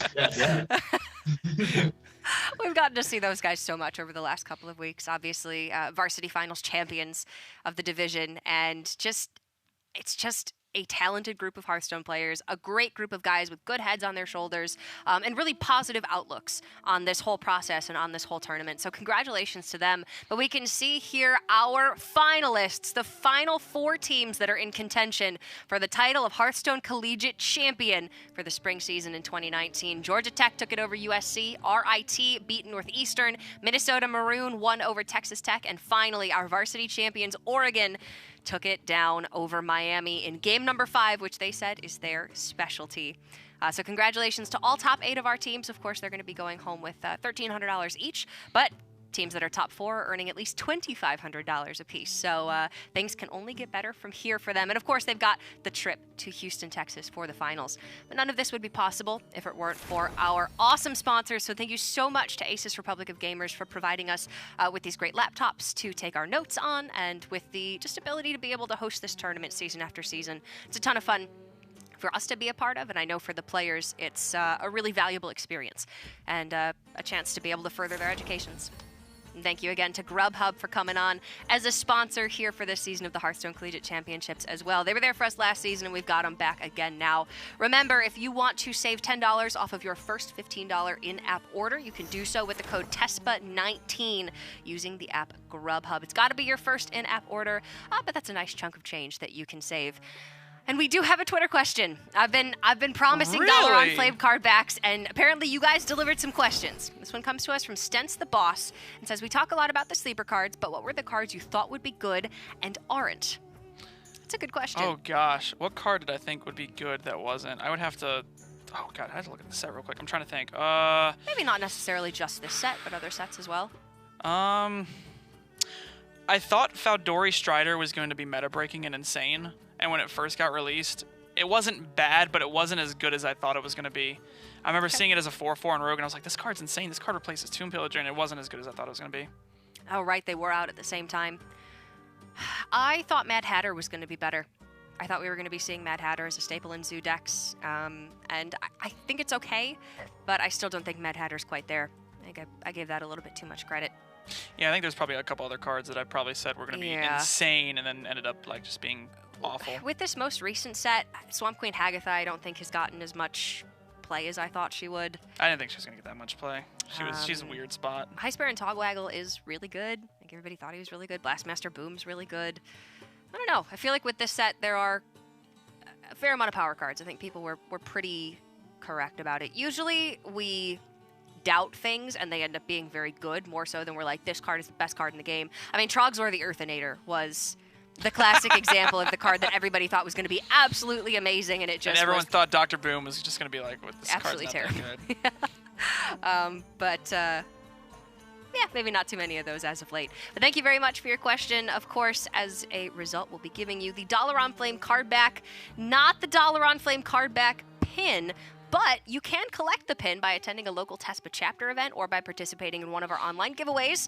So head on over to TESPA.org/chapter or Twitter.com/Team TESPA if you want to find an opportunity to go get yourself one of those pins. They're really nice. I'm slowly but surely working through my collection of the Hearthstone card back pins. I'm still missing a couple. I don't have the rainbow card back one. I don't think I have that one either. But TESPA one looks really nice. So make sure you head over to Twitter.com/Team TESPA and find out how you can get yourself one of those. 10 weeks, whole lot of hours behind this desk, and that's going to do it for this season, Jace. The next time you see the Hearthstone Collegiate Championships this season, it's going to be in Houston, Texas. Live finals broadcast by ESPN, and I'm very excited for it, but a little bittersweet to see this one coming to an end. It is. I think the last thing to do is thank everyone in production. Thank everyone for making this. This is my first real season of consistent broadcast. It's been a great pleasure. gotten to know everyone in production, getting to hang out with them, getting to talk to them. It's been a real pleasure. Tommy, So don't cry. I can hear Tommy crying in the headphones right now. So sad. Maybe Chef's sobbing in the background too. I don't know. But just thank everyone in production, and then it's been a great season, and I'm really looking forward to the finals. Yeah, this has been a season to remember. It's been really great getting to work with you every week, Jace, and with the whole production team. Thank you guys so much for helping us out as much as you have. And for you all at home, I really hope you've enjoyed this season so far, and I hope that you'll stick with us when we have the live finals in Houston, Texas coming up next month, because it is going to be the biggest collegiate championship event that we have ever had, not just for Hearthstone, but for collegiate.